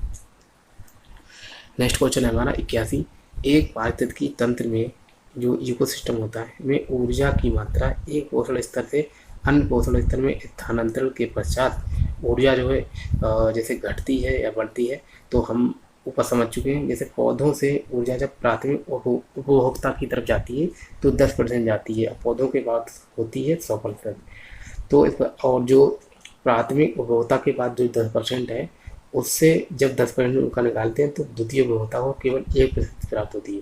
तो इस प्रकार से जो क्रम है वो घटता जाता है, पौधों को 100%, प्राथमिक उपभोक्ता को 10% और द्वितीय उपभोक्ता को केवल 1%। तो ऊर्जा का क्रम जो है घटता है, घटती जाती है। तो जैसे क्वेश्चन पढ़ लेते हैं। एक पारिस्थितिकी तंत्र में ऊर्जा की मात्रा एक पोषण स्तर से अन्य पोषण स्तर में स्थानांतरण के पश्चात ऊर्जा जो है घटती है। नेक्स्ट क्वेश्चन है हमारा पारिस्थितिकी तंत्र इकोसिस्टम में उच्चतम पोषण स्तर प्राप्त है। जो इकोसिस्टम होता है इसमें सबसे उच्चतम पोषण स्तर किन्हें प्राप्त होता है? उच्चतम की बात करें तो सबसे जो सर्वाहारी होते हैं, सर्वाहारी जो होते हैं इनमें मनुष्य भी आता है, तो इसमें उच्चतम पोषण स्तर प्राप्त होता है। जैसे जो सर्वाहारी होते हैं वो शाकाहारी से भी भोजन प्राप्त करते हैं एवं मांसाहारी से भी भोजन प्राप्त करते हैं। इस प्रकार दोनों से जो भोजन प्राप्त करते हैं, इसीलिए उन्हें उच्चतम पोषण स्तर प्राप्त होता है। पारितंत्र में ऊर्जा पिरामिड बनता है।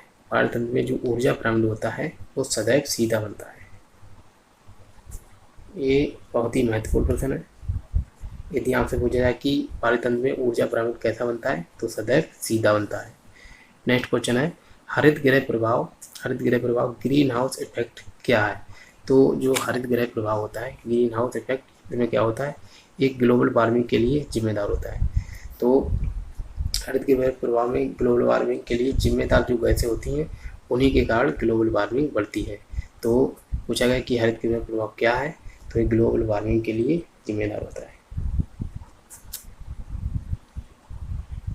ग्लोबल वार्मिंग के लिए जिम्मेदार होती है और इसमें 6 गैसें हैं। जैसे यदि बात करें, सबसे ज़्यादा जो होती है कार्बन डाइऑक्साइड, उसके बाद CH4 मीथेन होती है, और मीथेन के बाद आती है NO2, जैसे नाइट्रोजन के ऑक्साइड हैं, और NO2 हो गई, O3 ओजोन भी हो जाती है O3, और उसके बाद जैसे कार्बन डाइऑक्साइड, CH4, NO2 और जो O3 होती है, इसे हम ओजोन कहते हैं। ओजोन के बाद एक जलवाष्प भी आती है। तो इस प्रकार से, और एक गैस कोई रह गई। तो इस प्रकार से जो टोटल 6 गैसें हैं, उनके माध्यम से जो हरित गृह प्रभाव है, इसमें बहुत ही पृथ्वी पर ये प्रभाव डालता है, जिसके कारण ग्लोबल वार्मिंग बढ़ती है और पृथ्वी का जो है संतुलन बिगड़ता है। तो ग्लोबल वार्मिंग के लिए जिम्मेदार गैस है सर्वाधिक। सर्वाधिक की यदि बात की जाए, तो सबसे ज़्यादा जो गैस जिम्मेदार होती है, उसे हम कहते हैं कार्बन डाइऑक्साइड। तो कार्बन डाइऑक्साइड गैस जो है ग्लोबल वार्मिंग के लिए सबसे अधिक जिम्मेदार होती है। नेक्स्ट क्वेश्चन है हमारा, पर्यावरण में ग्रीन हाउस प्रभाव में वृद्धि होती है। पर्यावरण जो होता है में ग्रीन हाउस प्रभाव में वृद्धि होती है। तो ऐसा क्यों होता है? ग्रीन हाउस प्रभाव में वृद्धि इसलिए होती है, तो जैसे ये जितनी भी गैसें हैं, ये सभी गैसें पर्यावरण में ग्रीन हाउस प्रभाव जो गैसें एक ग्लोबल वार्मिंग के लिए जिम्मेदार होती हैं, इसी को हम कहते हैं ग्रीन हाउस प्रभाव। तो इन्हीं गैसों के कारण होता है ग्रीन हाउस प्रभाव में वृद्धि, और इसके लिए भी मनुष्य जिम्मेदार है, क्योंकि इन गैसों का जब अधिक से अधिक उत्सर्जन होगा, तो पृथ्वी का टेम्परेचर बढ़ेगा और पृथ्वी का तापमान बढ़ेगा। पृथ्वी का तापमान बढ़ेगा।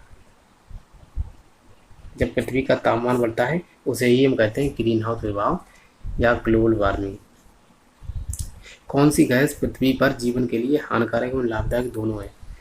तो आपसे पूछा जाए कि कौन सी गैस पृथ्वी पर जीवन के लिए हानिकारक या लाभदायक है, तो उस गैस का नाम है कार्बन डाइऑक्साइड।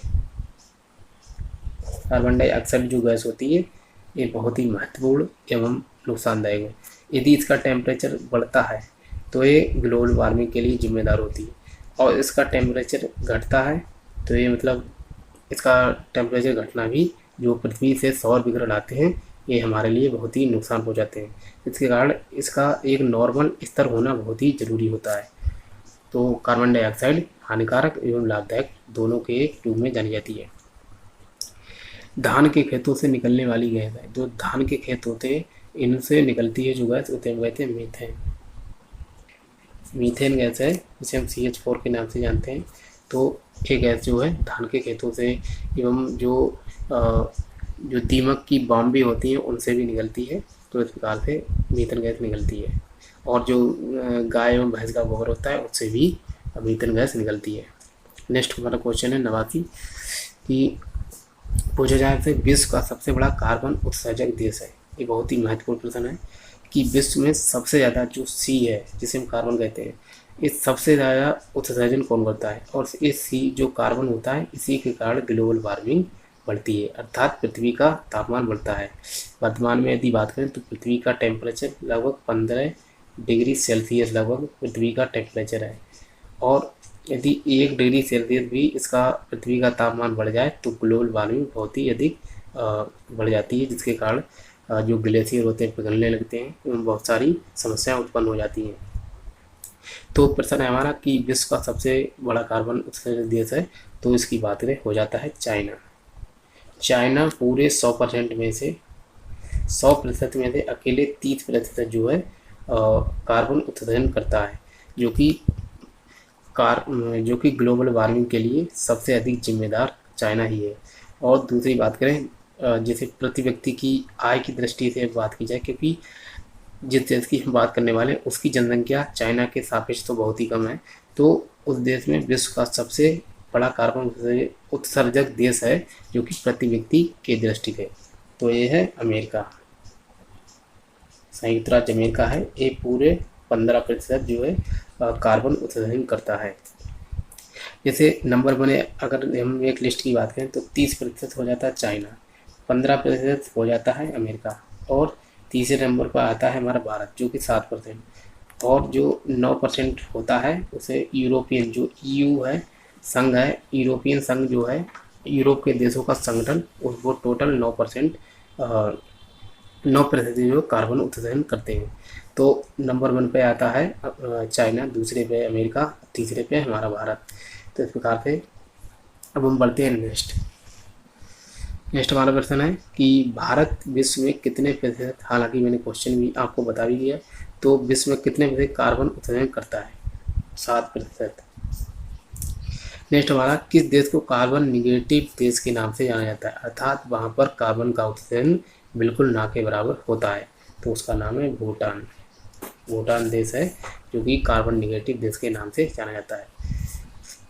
क्योटो प्रोटोकॉल किससे संबंधित है? अगर आपसे पूछा है कि क्योटो प्रोटोकॉल किससे संबंधित है, तो एक कार्बन से संबंधित है क्योटो प्रोटोकॉल। जो कार्बन होता है, कार्बन से संबंधित है। कार्बन की जो क्योटो प्रोटोकॉल हुआ था, एक कार्बन के उत्सर्जन से ही संबंधित था, और एक कहाँ हुआ था, तो क्योटो प्रोटोकॉल हुआ था जापान में हुआ था 1997 में हुआ था, जापान में हुआ था 1997 में। और इस सम्मेलन में ये हुआ था कि कार्बन की जो अवधारणा है इसको लाया गया था, और कहा गया था कि कार्बन को कम से कम उत्सर्जन किया जाए, इस पर ये बैठक बैठा ली गई थी। तो नेक्स्ट प्रश्न है हमारा कि क्योटो प्रोटोकॉल कहाँ हुआ था? क्योटो प्रोटोकॉल हालांकि हम बात कर चुके हैं, तो ये हुआ था जापान में हुआ था। नेक्स्ट हमारा, वायुमंडल में ओजोन परत एक अच्छे परत के रूप में कितने किलोमीटर में पाई जाती है?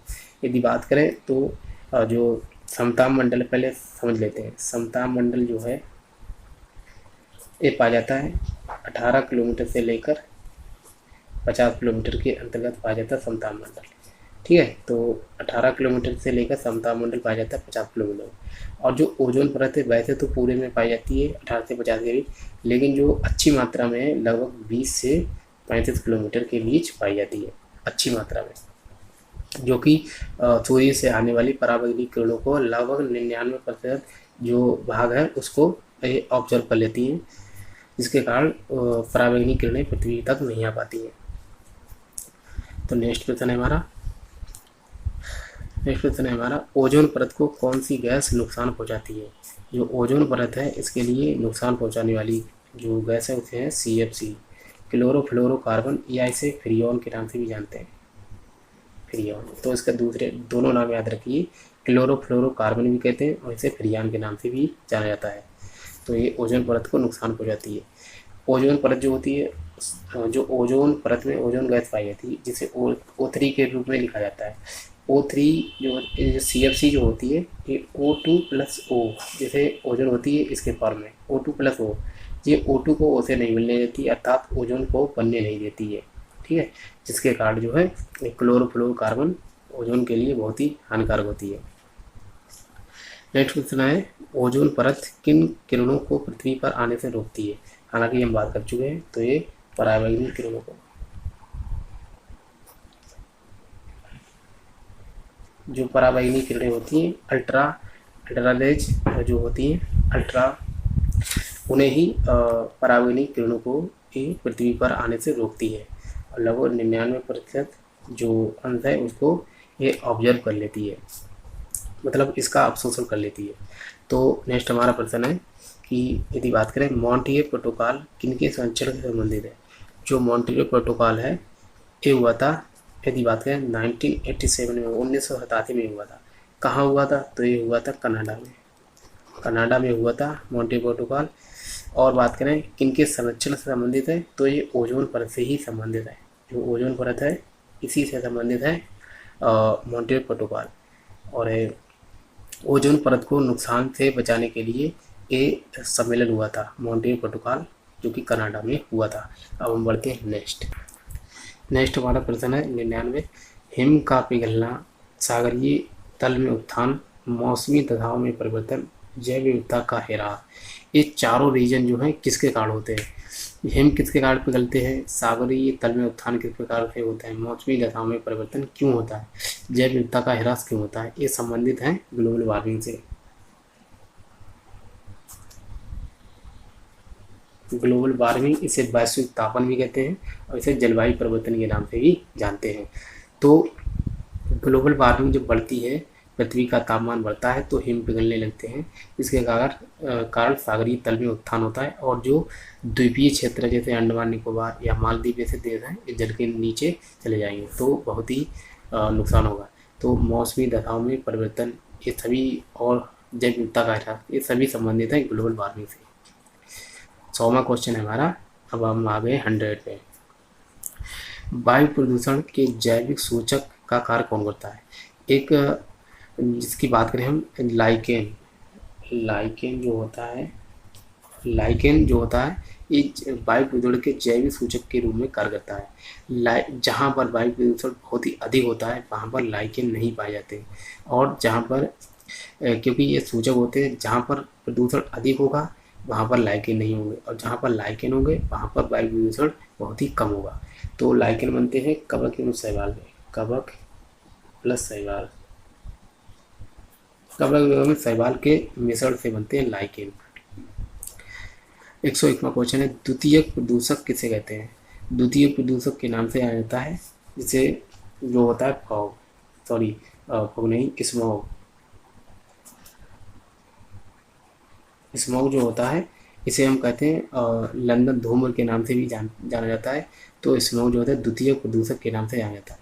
और इसमें मिश्रण किसका होता है? तो ये होता है स्मोक जिसे कहते हैं धुआं, और दूसरा होता है, जैसे एक हो गया स्मोक और दूसरा होता है फॉग जिसे कहते हैं कोहरा। तो इन दोनों के मिलने से बनता है स्मोक जो होता है इसे लंदन धूम्र के नाम से भी जानते हैं। तो स्मोक धुआं प्लस कोहरा फॉग, इन दोनों के मिलने से बनता है स्मोक, इसीलिए इसे द्वितीय प्रदूषक कहते हैं। और सिगरेट के धुएं में मुख्य प्रदूषक होते हैं। जो सिगरेट का धुआं होता है इसमें कौन कौन मिला होता है? तो सिगरेट के धुआं जो होता है कार्बन मोनोऑक्साइड,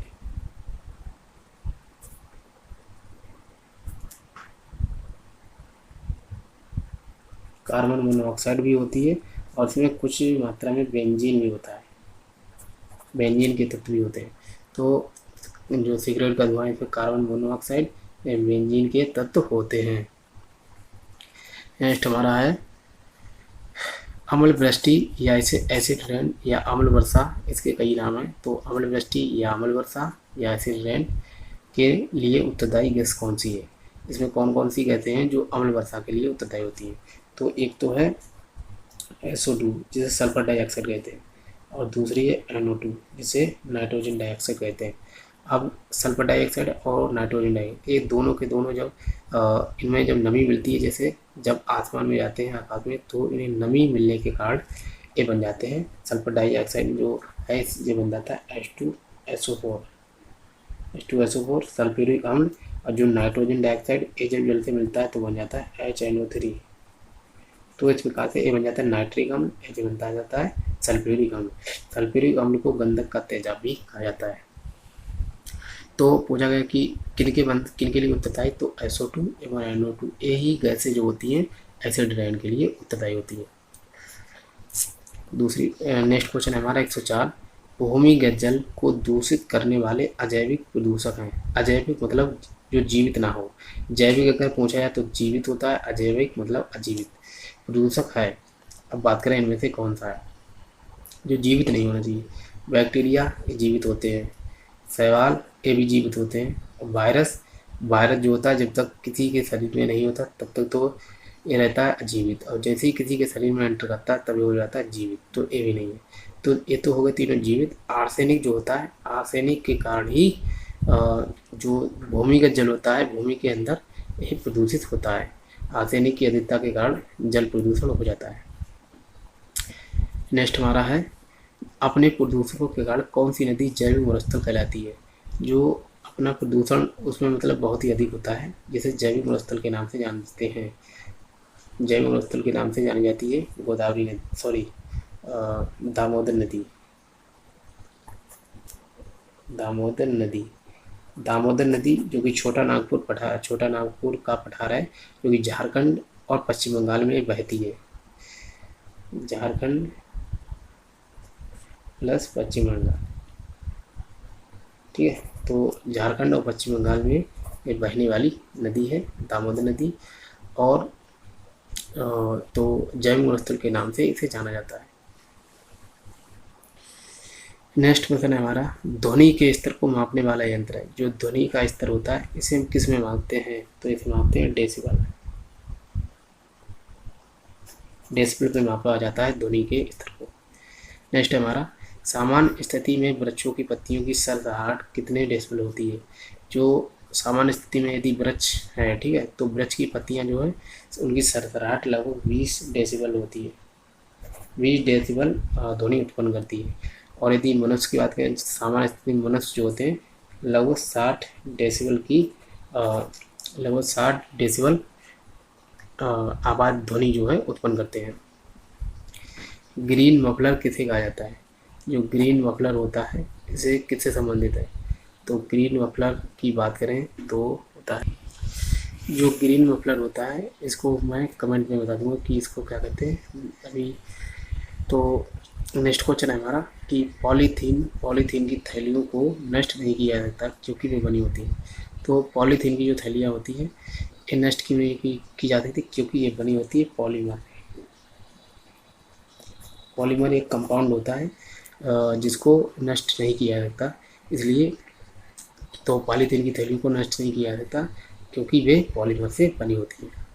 नेक्स्ट क्वेश्चन है हमारा, यूनियन कार्बाइड फैक्ट्री में गैस का रिसाव हुआ था। यदि यूनियन कार्बाइड कंपनी की बात करें तो ये अमेरिका की कंपनी थी। यूनियन कार्बाइड जो कंपनी है ये अमेरिका की कंपनी थी। जो यूनियन कार्बाइड कंपनी ये अमेरिका की पहले कंपनी थी, यूएसए। और बात करें ये घटना कब हुई थी, तो हुई थी 2 दिसंबर 1984 को। 2 दिसंबर 1984 को ये घटना हुई थी। और बात करें तो इस यूनियन कार्बाइड कंपनी में जो गैस का रिसाव हुआ था वो थी MIC, इसे कहते हैं मिथाइल आइसोसाइनेट। मिथाइल आइसोसाइनेट जो थी इसके कारण जो है सॉरी मिथाइल आइसोसाइनेट नहीं, ये तो भोपाल जो कांड हुआ था उसमें हुई थी मिथाइल आइसोसाइनेट। केवल इतना पूछा जाता है कि यूनियन कार्बाइड कंपनी में जो गैस का रिसाव हुआ था वो कंपनी कहाँ की थी, तो यूएसए की। और कब हुआ था, तो 2 दिसंबर 1984 को। ये जो MIC है ये हुई थी भोपाल गैस कांड में मिथाइल आइसोसाइनेट का रिसाव हुआ था। नेक्स्ट क्वेश्चन है हमारा, चेरनोबिल दुर्घटना संबंधित है। जो चेरनोबिल दुर्घटना हुई थी ये हुई थी यूक्रेन में हुई थी चेरनोबिल दुर्घटना। और ये हुई थी 26 अप्रैल 1986 को। 26 अप्रैल 1986 को हुई थी चेरनोबिल दुर्घटना, जो कि एक नाभिकीय दुर्घटना थी। और यहाँ पर नाभिकीय रिएक्टर का रिसाव हो गया था जिसके कारण जो है यूक्रेन में ये दुर्घटना हो गई थी। तो 26 अप्रैल 1986 की ये डेट है और कहाँ हुई थी, तो यूक्रेन में। नेक्स्ट क्वेश्चन है हमारा, हिरोशिमा पर बम कब गिराया गया था। हिरोशिमा पर बम गिराया गया था एवं नागासाकी, इन दोनों पर ही बम गिराए गए थे। और ये दोनों हैं कहाँ और एवं किसने गिराए थे, सभी बातें करते हैं। तो हिरोशिमा पर बम गिराया गया था 6 अगस्त 1945 और नागासाकी पर 9 अगस्त 1945। तो ये 2 डेटें थी। 6 अगस्त को गिराया गया था हिरोशिमा पर और 9 अगस्त को गिराया गया था नागासाकी पर। और गिराया किसने था, तो अमेरिका ने बम गिराए थे जो कि परमाणु बम थे। और 6 अगस्त को हिरोशिमा पर, 9 अगस्त को नागासाकी। और इसको नाम दिए गए थे दोनों को। 6 अगस्त वाले को नाम दिया गया लिटिल बॉय, लिटिल बॉय। और जो 9 अगस्त पर गिराया गया था इसका नाम था फैटमैन। तो हालांकि ये जो 6 अगस्त वाला है ये पूछा जा चुका है, एक CDS का एग्जाम हुआ था उसमें पूछा गया था कि 6 अगस्त को जो हिरोशिमा पर बम गिराया गया था इसे इसका नाम गया तो लिटिल बॉय, और जो 9 अगस्त को इसका नाम है फैटमैन। हम बढ़ते हैं नेक्स्ट की तरफ। जो हमारा नेक्स्ट क्वेश्चन है 114वां, जल प्रदूषण निवारण, जल प्रदूषण जो निवारण दिवस है, सॉरी, जल प्रदूषण निवारण निवारण एवं नियंत्रण, इसको ये कब हुआ था? जल प्रदूषण निवारण जो अधिनियम, जल प्रदूषण निवारण एवं तथा नियंत्रण अधिनियम जो आया था ये आया था 1974 में। अधिनियम 1974 में आया था और ये 1977 में ये लागू हुआ था। तो दोनों ही क्वेश्चन है, आया था 1974 में और लागू हुआ 1977 में। नेक्स्ट क्वेश्चन है चिपको आंदोलन के प्रणेता कौन थे? चिपको आंदोलन की बात करें तो सुंदरलाल बहुगुणा, सुंदरलाल बहुगुणा, और एक थे चंडी प्रसाद भट्ट। सुंदरलाल बहुगुणा, चंडी प्रसाद भट्ट, ये दोनों लोग जो थे चिपको आंदोलन के लिए प्रणेता थे। और ये हुआ कहाँ था? तो ये बात करें गोपेश्वर एक स्थान है, गोपेश्वर, गोपेश्वर स्थान कहाँ है? तो ये था चमोली जिला में। चमोली जिला कहाँ है? तो ये है उत्तराखंड में। तो उत्तराखंड में, और ये कब हुआ था? तो 1973 में। तो सबसे पहली बात कि चिपको आंदोलन के प्रणेता सुंदरलाल बहुगुणा थे। और ये स्थान कहाँ था? तो गोपेश्वर स्थान था। कहाँ है? तो चमोली जिला में है, और चमोली जिला उत्तराखंड में है, और 1973 में हुआ था। नेक्स्ट क्वेश्चन है हमारा, अपिक्को आंदोलन के से कौन जुड़े थे? जो अपिक्को आंदोलन था ये हुआ था कर्नाटक में, कर्नाटक में हुआ था। और अपिक्को आंदोलन की यदि बात करें तो अपिक्को आंदोलन जो था ये इसके प्रणेता थे पांडुरंग हेगड़े, पांडुरंग हेगड़े, जिन्हें पी हेगड़े भी कहते हैं। अपिक्को आंदोलन कर्नाटक में, पांडुरंग हेगड़े इसके प्रणेता थे। तो नेक्स्ट क्वेश्चन है हमारा, नर्मदा बचाओ आंदोलन, नर्मदा बचाओ आंदोलन से जुड़े लोग कौन थे? जो नर्मदा बचाओ आंदोलन से जुड़े लोग थे, एक तो नाम है मेधा पाटेकर, मेधा पाटेकर, मेधा पाटेकर, और दूसरा नाम है बाबा आमटे,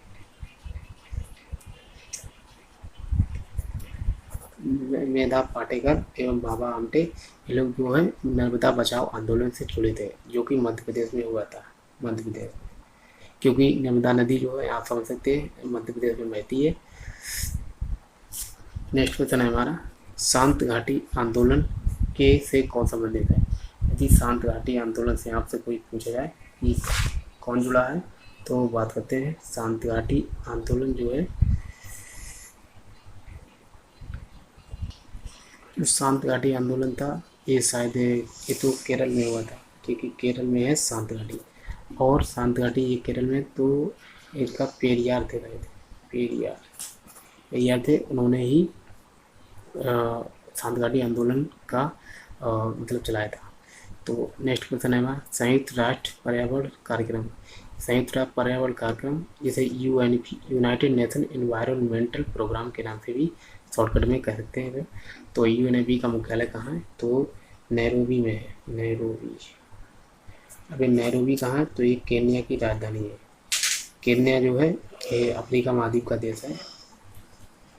हो जाए कि केन्या कहाँ है? तो अफ्रीका महाद्वीप का देश है, और नैरोबी जो है वो केन्या की राजधानी है। यही स्थित है संयुक्त राष्ट्र पर्यावरण कार्यक्रम का मुख्यालय। नेक्स्ट क्वेश्चन है हमारा, ग्लोबल 500 पुरस्कार संबंधित है। ग्लोबल 500 जो पुरस्कार है इसे हम ये पर्यावरण से संबंधित है, पर्यावरण के क्षेत्र में ये पुरस्कार दिया जाता है, ग्लोबल 500। नेक्स्ट क्वेश्चन है हमारा, मैती आंदोलन, मैती आंदोलन की बात करें कि मैती आंदोलन किससे संबंधित है? तो ये उत्तराखंड में हुआ था मैती आंदोलन, और उसके प्रणेता जो थे कल्याण सिंह रावत, कल्याण सिंह रावत जो थे मैती आंदोलन से संबंधित थे, और ये उत्तराखंड में हुआ था। अब बात करते हैं नेक्स्ट की, राष्ट्रीय जलीय जीव कहते हैं, जो राष्ट्रीय जलीय जीव है वो किसको कहा जाता है? तो राष्ट्रीय जलीय जीव है गंगा नदी की डॉल्फिन, गंगा नदी की डॉल्फिन। जो गंगा नदी में पाई जाने वाली डॉल्फिन है, इसे हम राष्ट्रीय जलीय जीव के नाम से जाना जाता है। राष्ट्रीय जलीय जीव जो संरक्षण अधिनियम आया था वो आया 2009 में। 2009 से ही जो गंगा नदी में डॉल्फिन पाई जाती है उसे हम राष्ट्रीय जलीय जीव के नाम से जानते हैं। नेक्स्ट क्वेश्चन है हमारा, ग्रीन ऑस्कर पुरस्कार किसे कहते हैं? जो ग्रीन ऑस्कर पुरस्कार है इसे हम व्हिटली पुरस्कार के नाम से जानते हैं, व्हिटली पुरस्कार, व्हिटली पुरस्कार के नाम से जानते हैं। और ये व्हिटली पुरस्कार देता कौन है? तो ये देती है ब्रिटेन की सरकार, ब्रिटेन की सरकार देती है ग्रीन ऑस्कर पुरस्कार। तो ग्रीन ऑस्कर पुरस्कार सरकार देती है ब्रिटेन की, और इसे कहा गया जाता है तो व्हिटली पुरस्कार के नाम से भी जाना जाता है। नेक्स्ट क्वेश्चन है हमारा, नेक्स्ट क्वेश्चन है जैसे वर्ल्ड मैन ऑफ इंडिया, जो वर्ल्ड मैन ऑफ इंडिया के नाम से जाने जाते हैं उनका नाम है सलीम अली, सलीम अली। सलीम अली सलीम अली एक नेशनल पार्क भी है जो कि जम्मू कश्मीर में है। तो वर्ल्ड मैन ऑफ इंडिया के नाम से जाना जाता है सलीम अली को। और टाइगर मैन के पूछा जाता है कि टाइगर मैन ऑफ इंडिया कौन जाने जाते हैं? तो टाइगर मैन ऑफ इंडिया के नाम से जाने जाते हैं कैलाश सांगल, कैलाश सांगल। अब हम पढ़ते हैं नेक्स्ट। अब हमने ऑप्शन लिए, इनके अनुसार पढ़ेंगे। जो 125वां क्वेश्चन है, निम्नलिखित में से कौन सा एक ऊर्जा का नवीकरणीय स्रोत है? नवीकरणीय स्रोत है, कोयले की बात करें, नवीकरणीय मतलब जो एक लंबे समय तक प्रयोग में लाया जाएगा, इसे कहते हैं नवीकरणीय। और जैसे कोयले की बात करें तो कोयला जो है एक समय पर ये भी समाप्त हो जाएगा, तो ये अधिक समय तक चलने वाला, एक लंबे समय तक चलने वाला नहीं है। पेट्रोल भी एक समय पर समाप्त हो जाएगा। और नाभिकीय ऊर्जा जो कि न्यूक्लियर पावर जो होते हैं कॉर्पोरेशन, वहाँ से जो ऊर्जा उत्पन्न की जाती है जिसके द्वारा ये नाभिकीय ऊर्जा, पेट्रोल एवं कोयला, ये तीनों ही एक आगे आने वाले लंबे समय में सभी समाप्त हो जाएंगे, क्योंकि ये जीव जंतुओं एवं पेड़ पौधों के कई साल तक दबे रहने के बाद ही कोयला जो है, कोयला, पेट्रोल एवं नाभिकीय ऊर्जा ये सभी निकाले जाते हैं। लेकिन सौर ऊर्जा जो है ये सोलर एनर्जी के द्वारा जनरेट की जाती है। तो जो नवीकरणीय स्रोत जो है उसे कहते हैं सूर्य ऊर्जा को। नेक्स्ट क्वेश्चन है हमारा कि निम्नलिखित में से कौन सा एक जीवाश्म ईंधन नहीं है? जीवाश्म ईंधन नहीं है। जीवाश्म ईंधन कहते हैं जो जैसे पेड़ पौधे एवं जीव जंतुओं के कई लाख सालों तक दबे रहने के बाद जीवाश्म ईंधन तैयार होता है। जैसे कोयला है, ये भी इसका भी निर्माण होता है। पेट्रोलियम, ये भी इसी का भी निर्माण होता है। एवं प्राकृतिक गैस, इनका भी निर्माण होता है। प्राकृतिक गैस का भी निर्माण होता है। तो इस प्रकार से कोयला भी हो गया, पेट्रोलियम भी हो गया और प्राकृतिक गैस भी हो गई। लेकिन बात करें यूरेनियम, यूरेनियम एक जो होता है जीवाश्म ईंधन नहीं है। बात करते हैं तो इसका उत्तर हो गया यही। नेक्स्ट क्वेश्चन है हमारा, नर्मदा बचाओ आंदोलन से कौन संबंधित इनमें से नहीं है? तो नेक्स्ट प्रश्न है हमारा कि जो नर्मदा बचाओ आंदोलन से कौन संबंधित नहीं है? वेदा पाटेकर, ये हमने पढ़ा था है। बाबा आमटे, ये भी, इनको भी हमने पढ़ा था, ये भी है। और अरुंधति राय एवं पांडुरंग हेगड़े, इनमें से कौन नहीं है? तो अरुंधति राय, ये भी ये लोग जो है अधिक फेमस थे, लेकिन इनका भी सहयोग था, अरुंधति राय का भी। तो ये तीनों तो हो गए, लेकिन संबंधित नहीं है तो है पांडुरंग हेगड़े। पांडुरंग हेगड़े जो है इससे संबंधित नहीं है। और पांडुरंग हेगड़े की यदि बात करें तो ये अपिक्को आंदोलन से संबंधित है। अपिक्को आंदोलन से संबंधित है पांडुरंग हेगड़े। हमारा लास्ट प्रश्न है जो जैसे कि इस पेज में जो लास्ट क्वेश्चन है, निम्नलिखित ऊर्जा स्रोतों में कौन पर्यावरण प्रदूषण नहीं करता है? तो ऐसी कौन सी ऊर्जा स्रोत है जो पर्यावरण प्रदूषण नहीं करता है? नाभिकीय ऊर्जा, जिसके द्वारा जो नाभिकीय ऊर्जा के द्वारा भी पर्यावरण प्रदूषण होता है। और बात करें पेट्रोलियम ऊर्जा, इसके द्वारा भी होता है। पेट्रोल, डीजल एवं प्राकृतिक गैस इत्यादि चीज़ें होती है इसमें। तो बात करें कोयला ऊर्जा, कोयला के द्वारा भी धुआं होता है, जिसके कारण पर्यावरण प्रदूषण होता है। तो ये तो तीनों नहीं है, मतलब ये तीनों अंतर नहीं है। तो पर्यावरण प्रदूषण नहीं करता है सौर ऊर्जा। सूर्य के द्वारा जो भी हम सोलर पैनल के द्वारा जो भी ऊर्जा जनरेट करते हैं, उसमें कोई भी पर्यावरण प्रदूषण नहीं होता है। तो यही है हमारा आंसर। हमारा नेक्स्ट क्वेश्चन है 129वां। कौन सी फसल बायोडीजल की फसल के नाम से जानी जाती है? जो बायोडीजल जिससे बनता है उसे कहते हैं जेट्रोफा।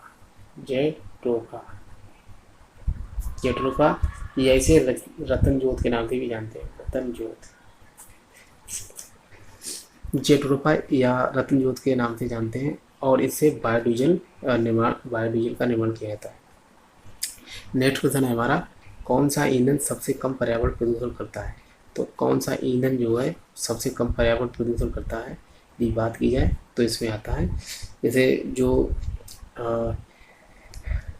जैसे ये होता है जल, ठीक है। तो जल पर जब हम बांध बनाते हैं, तो आपने देखा होगा कि जल के द्वारा जो भी ऊर्जा उत्पन्न की जाती है, जल ऊर्जा, उसके द्वारा भी पर्यावरण प्रदूषण बहुत कम होता है। और दूसरी बात है सौर ऊर्जा।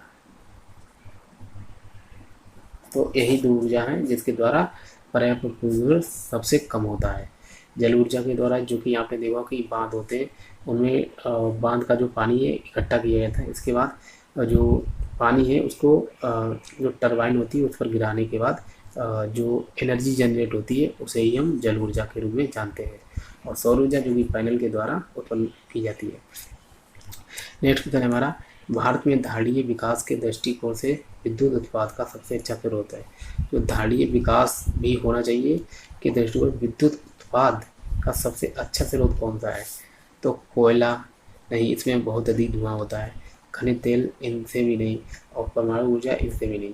तो जल विद्युत, हालांकि हम अभी बात कर चुके हैं ऊपर, ठीक है। तो जल ऊर्जा या जल विद्युत ऊर्जा, इसके द्वारा कोई भी मतलब इससे अधिक नुकसान भी नहीं होता है, क्योंकि जो आपने बांध देखे होंगे वहाँ पर कोई भी पर्यावरण प्रदूषण नहीं होता है। तो परमाणु ऊर्जा इससे भी पर्यावरण प्रदूषण होता है, और खनिज तेल एवं गैस से भी होता है, कोयले से भी होता है। यहाँ पर अगर दिया होता कि सौर ऊर्जा, तो भी वो भी सही आंसर होता। नेक्स्ट क्वेश्चन है, एक दूसरे से जुड़ी खाद्य श्रृंखलाएँ कहलाती है। जो जैसे खाद्य श्रृंखलाएँ होती हैं, तो दो खाद्य श्रृंखलाएँ जो जुड़ी हुई होती हैं उन्हें हम खाद्य जाल के रूप में जानते हैं। खाद्य जाल जैसे जैसे पौधों को खाते हैं बकरी को बकरी को खाती है लोमड़ी। इसी प्रकार से लोमड़ी मरती है, लोमड़ी को खाते हैं गिद्ध। तो इस प्रकार से एक हो गई। दूसरी, पौधों को खाते हैं जैसे पौधों को खाता है खरगोश को खाता है खरगोश को खाता है शेर, और शेर के मरने के बाद शेर को खाते हैं चील। इसके बाद क्या होता है, शेर जब मरते हैं तो इसको अपघटन। तो इस प्रकार की जो श्रृंखलाएँ होती हैं, इन खाद्य श्रृंखलाओं को ही खाद्य जाल के रूप में जानते हैं। नेक्स्ट क्वेश्चन है 133, विश्व जल दिवस, मतलब इस प्रकार से हमको मिलाने, ये 5 जो हैं इनको मिलाना है। तो विश्व जल दिवस कब मनाया जाता है? ये मनाया जाता है 22 मार्च को। 22 मार्च। जो ओजोन दिवस होता है एक मनाया जाता है, ओजोन दिवस मनाया जाता है 16 सितंबर को इसे। और विश्व पर्यावरण दिवस मनाया जाता है, ये मनाया जाता है 5 जून को। और जो है अंतर्राष्ट्रीय जैव विविधता दिवस, ये मनाया जाता है 22 जो जैव विविधता दिवस है मनाया जाता है 22 अप्रैल को। सॉरी 22 अप्रैल नहीं, यहाँ पर गलत लिख गया है। 22 अप्रैल को मनाया जाता है पृथ्वी दिवस, ठीक है। तो यहाँ पर मुझे गलती हो गई, यहाँ पर है यहाँ पर होगा 22 मई, ठीक है। तो जो 22 मई को मनाया जाता है अंतर्राष्ट्रीय जैव विविधता दिवस। और सॉरी यहाँ पर लिखा हुआ था तो गलती हो गई। तो पृथ्वी दिवस जो है, अब वहाँ पृथ्वी दिवस जो है मनाया जाता है 22 अप्रैल को। तो ये हो गया ऊपर 22 अप्रैल। और मैं यहाँ पर लिख देता हूँ पृथ्वी दिवस 22 अप्रैल, जैव विविधता दिवस 22 मई, ठीक ठीक है, तो वहाँ पर थोड़ी गलती होने के कारण ये सब हो गया। बाकी जो है आप समझ ही चुके हैं कि विश्व जल दिवस मनाया जाता है 22 मार्च को, ओजोन दिवस 16 सितंबर को, विश्व पर्यावरण दिवस ये 5 जून को, और जो अंतर्राष्ट्रीय जैव विविधता दिवस है ये मनाया जाता है 22 मई को, और जो पृथ्वी दिवस ये 22 अप्रैल को। अब हम बढ़ते हैं नेक्स्ट की तरफ। नेक्स्ट क्वेश्चन है पारंपरिक ऊर्जा स्रोत का एक अच्छा उदाहरण है। पारंपरिक जो ऊर्जा स्रोत जो मतलब प्राचीन काल से हम प्रयोग करते चले आए हैं उन्हें हम कहते हैं पारंपरिक ऊर्जा के स्रोत, जैसे ज्वारीय ऊर्जा, भूतापीय ऊर्जा, नाभिकीय ऊर्जा, सौर ऊर्जा। तो इनमें से पारंपरिक ऊर्जा का एक उदाहरण है जैसे ज्वारीय ऊर्जा, अभी हम बहुत ही कम मात्रा में प्रयोग कर रहे हैं इसका, सौर ऊर्जा इसका भी, और भूतापीय ऊर्जा इसका भी। लेकिन बात की जाए नाभिकीय ऊर्जा को हम प्राचीन काल से बहुत पुराने समय से इसको प्रयोग करते चले आ रहे हैं, तो यही हो गया इसका उत्तर। नेक्स्ट क्वेश्चन है निम्नलिखित में से एक पारिस्थितिकी तंत्र के जैविक संगठक को चुनिए जो जीवित हो। जैविक को जीवित कहते हैं, तो इनमें से चारों में से कौन सा ऐसा संगठक है जो जीवित हो। क्लोरोफिल ये भी जीवित नहीं होता है, सूर्य का प्रकाश ये भी जीवित नहीं होता, और मृदा भी नहीं। तो प्लैंकटन जो होता है, प्लैंकटन होता है जीवित। प्लैंकटन क्या होता है, ये मछलियों के भोजन निर्माण, प्लैंकटन जो होता है मछलियों का भोजन होता है, मछलियों का भोजन, मछलियों के भोजन को ही प्लैंकटन के नाम से जानते हैं, और मछलियाँ इनको खाती हैं। हम बढ़ते हैं नेक्स्ट।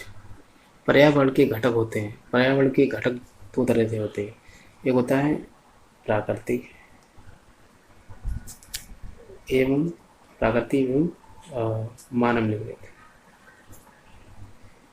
ठीक है, तो इस प्रकार से भी पर्यावरण के घटक प्राकृतिक एवं मानव निर्मित में भी बांट सकते हैं।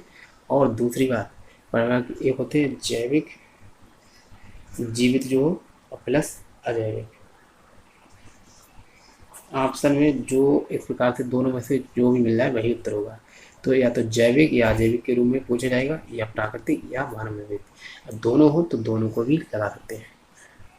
नेक्स्ट हमारा अपघटक किसे कहते हैं। अपघटक जो कि अपघटक को कहा जाता है जैसे जीवाणु, बैक्टीरिया कहते हैं, प्लस जो फंजाई जिन्हें कवक, तो इन दोनों को कहा जाता है अपघटक। ये कोई भी मृत जीव जंतु होता है या पेड़ पौधे होते हैं, उनके जब नष्ट होने के बाद इनको जो है ये उसका अपघटन करते हैं और उसको मिट्टी में मिला देते हैं, जिसके कारण उर्वरा शक्ति के कारण दोबारा पौधे उत्पन्न हो जाते हैं। नेक्स्ट क्वेश्चन है हमारा 138वां। निम्नलिखित में कौन मुर्दाखोर नहीं है। मुर्दाखोर तो मशरूम है, गिद्ध है, दीमक है, केंचुआ है। जो मुर्दाखोर होता है जैसे गिद्ध हो गया, दीमक हो गया, केंचुआ हो गया, इनमें से एक ऐसा है जो मुर्दाखोर नहीं है। जो गिद्ध हो गया ये भी मुर्दा लोगों को खाते हैं, जो मृत चीज़ होती है जीव जंतु उनको खा जाते हैं। दीमक भी होती है, ये भी कीड़े मकोड़ों के मरने के बाद उनको खा जाती है। केंचुआ भी इसी प्रकार से आ जाता है कि केंचुआ भी जो मरे हुए छोटे छोटे कीड़े मकोड़े होते हैं उनको खा जाता है। और मशरूम जो है एक कवक होता है, तो मशरूम जो है एक कवक होता है और एक मुर्दाखोर नहीं है, तो यही हो गया उत्तर। नेक्स्ट क्वेश्चन है हमारा पृथ्वी सम्मेलन कब एवं कहाँ हुआ था। तो पृथ्वी सम्मेलन को एजेंडा 21 के नाम से भी जानते हैं। तो पृथ्वी सम्मेलन हुआ था रियो में, रियो डी जेनेरियो में हुआ था पृथ्वी सम्मेलन। और एक कब हुआ था, तो 1992 में हुआ था। और रियो डी जेनेरियो है कहाँ, तो ये ब्राज़ील में है। और रियो डी जेनेरियो स्थान था जहाँ पर ये सम्मेलन हुआ था। कब हुआ था, तो 1992 में। नेक्स्ट क्वेश्चन है 1992 का रियो डी जेनेरियो सम्मेलन एजेंडा 21 संबंधित है। ये किससे संबंधित था, तो ये पर्यावरण के संरक्षण से ही संबंधित था। रियो डी जेनेरियो में जो हुआ था सम्मेलन एजेंडा 21, जो 1992 का जो रियो सम्मेलन का एजेंडा 21 किससे संबंधित था, तो इसमें ये बहुत ही महत्वपूर्ण है, ये पर्यावरण संरक्षण से संबंधित था। पर्यावरण संरक्षण से संबंधित था। और एक बात करें तो इसमें कई सारी संस्थाओं का निर्माण हुआ था, जैसे यहाँ पर मैंने लिया भी है UNFCCC, इसकी भी स्थापना हुई थी 1992 में। और दूसरा एक है कॉन्फ्रेंस ऑफ पार्टीज, इसकी भी स्थापना इसी रियो के सम्मेलन जो कि 1992 का था, इसी में हुआ था।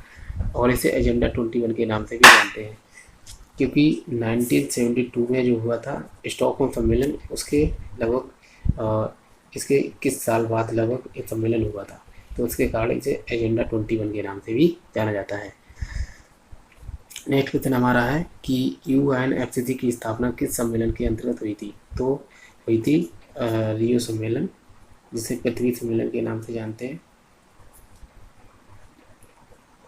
रियो सम्मेलन या पृथ्वी सम्मेलन जो कि 1992 में हुआ था, ऊपर हम बात कर चुके हैं। अब बात करते हैं नेक्स्ट, निम्नलिखित में से कौन सा जल प्रसारित रोग नहीं है? जो जल से नहीं होता है ऐसा रोग में से पूछा गया है। हैजा, जिसे कॉलेरा भी कहते हैं, ये भी गंदे पानी से होता है। टाइफाइड, ये भी गंदे पानी से होता है। और हेपेटाइटिस जो कि जिसे पीलिया भी कहा जाता है।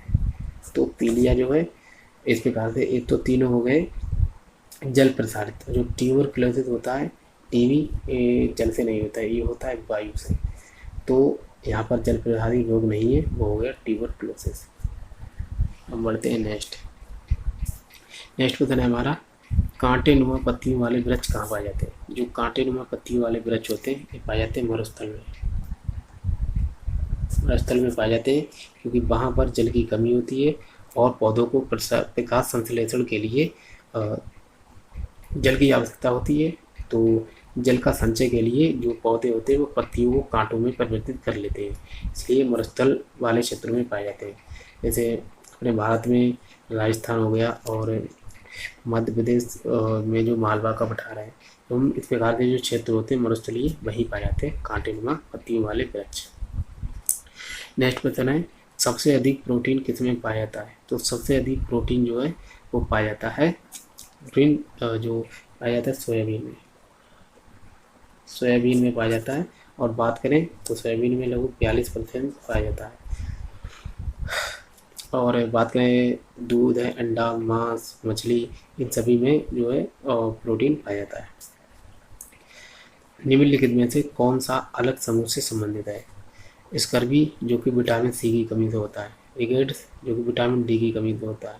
रतौंधी जो कि विटामिन ए की कमी से होता है। तो रेबीज जो कि कुत्ते के काटने से होता है। तो कुत्ते के काटने से जो बीमारी होती है उसे कहते हैं हाइड्रोफोबिया, जो कि हाइड्रोफोबिया बीमारी होती है। तो कुत्ते काटने, तो यही हो गया अलग। और ये वायरस है, रेबीज एक वायरस है। रेबीज के टीके की खोज किसने की थी? तो रेबीज के टीके की खोज यदि आपसे पूछे तो लुई पास्चर ने रेबीज के टीके की खोज की थी। नेक्स्ट क्वेश्चन है हमारा, चांगपा जनजाति कहाँ पाई जाती है? तो चांगपा जनजाति यदि आपसे पूछे तो ये पाई जाती है लद्दाख में पाई जाने वाली जनजाति है, जिसे हम चांगपा जनजाति के नाम से जानते हैं। ध्वनि सबसे ज़्यादा तेजी से किस माध्यम में चलती है? यदि ध्वनि की बात की जाए तो सबसे ज़्यादा होती है ठोस में, और इसके बाद होती है ठोस के बाद द्रव, इसके बाद गैस। तो सबसे अधिक किस में होती है? ठोस में। नेक्स्ट क्वेश्चन है हमारा, प्रकाश की चाल सबसे ज़्यादा किस माध्यम में होती है? तो प्रकाश की चाल की यदि बात करें तो ये होती है सबसे ज़्यादा निर्वात में। निर्वात में सबसे अधिक होती है सबसे ज़्यादा प्रकाश की चाल। और बात करें तो 3 × 10⁸ किलोमीटर प्रति सेकंड जो होती है, ये होती है प्रकाश की चाल। और यदि इसे वैसे कन्वर्ट करें तो 3 लाख किलोमीटर प्रति सेकंड इसकी चाल होती है। मतलब 1 सेकंड में 3 लाख किलोमीटर सूर्य की प्रकाश की चाल होती है। या केवल प्रकाश की चाल पूछे जाए तो भी वही आंसर है। नेक्स्ट क्वेश्चन है हमारा, उत्सर्जन तंत्र की इकाई है। जो उत्सर्जन तंत्र होता है इसकी इकाई है नेफ्रॉन। जो कि किडनी की इकाई है, ठीक है। तो किडनी जो कि उत्सर्जन तंत्र के रूप में भी जानी जाती है। तो उत्सर्जक अंग है किडनी, फेफड़े भी होते हैं, त्वचा भी होती है, तो ये सभी उत्सर्जन तंत्र के अंतर्गत आ जाते हैं। नेक्स्ट प्रश्न है हमारा, इस वीडियो का ये लास्ट प्रश्न है। बाकी जो प्रश्न है, हालांकि मैं बता चुका हूँ कि लगभग मैंने 265 प्रश्न लिए, और बाकी जो 151 के बाद के जो प्रश्न है उसको हम नेक्स्ट वीडियो में पढ़ेंगे। तो हमारा जो लास्ट प्रश्न है इसको पढ़ लेते हैं। निम्न में से एक विकल्प द्वारा HIV एक व्यक्ति से दूसरे व्यक्ति में प्रसारित नहीं होता है। यदि बात करें तो एक व्यक्ति से दूसरे व्यक्ति में प्रसारित नहीं होता है, किसके कारण? मच्छर के काटने से मच्छर के काटने से नहीं होता है। स्तनपान से, स्तनपान मतलब जो माँ का दूध होता है बच्चे को पिलाया जाता है, उसे ही कहते हैं स्तनपान। तो इसके द्वारा भी हो सकता है। यदि माँ पॉजिटिव है तो बच्चे को भी होने का डर रहता है। उसके बाद एक ही सुई का बहु प्रयोग, तो एक ही सुई का बार बार प्रयोग करने से भी हो जाता है। और जो चौथा है यौन संबंध, यानी जो पुरुष और स्त्री का जो फिजिकल रिलेशन होता है इसे कहते हैं यौन संबंध। तो इस प्रकार से इन तीनों से हो जाता है। स्तनपान से भी हो जाता है, एक ही सुई का बहु प्रयोग इससे भी हो जाता है, और इस यौन संबंध से भी हो जाता है। लेकिन मच्छर के काटने से ऐसा नहीं होता है। मच्छर के काटने से मलेरिया और डेंगू इस प्रकार की जो बीमारियां हैं वो होती हैं। तो ये था हमारा लास्ट क्वेश्चन इस वीडियो का, लेकिन जो बचे हुए प्रश्न हैं उसको हम नेक्स्ट वीडियो में पढ़ेंगे।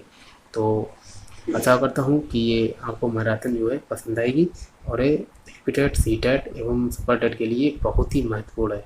यदि आपने इस वीडियो को पूरा लगा लिया तो आपके बहुत से प्रश्न एवं कॉन्सेप्ट क्लियर हो जाएंगे। तो मिलते हैं, अपने बचे हुए क्वेश्चनों को हम बाद में कर लेंगे। तो मिलते हैं नेक्स्ट वीडियो में, तब तक के लिए जय हिंद, वंदे मातरम।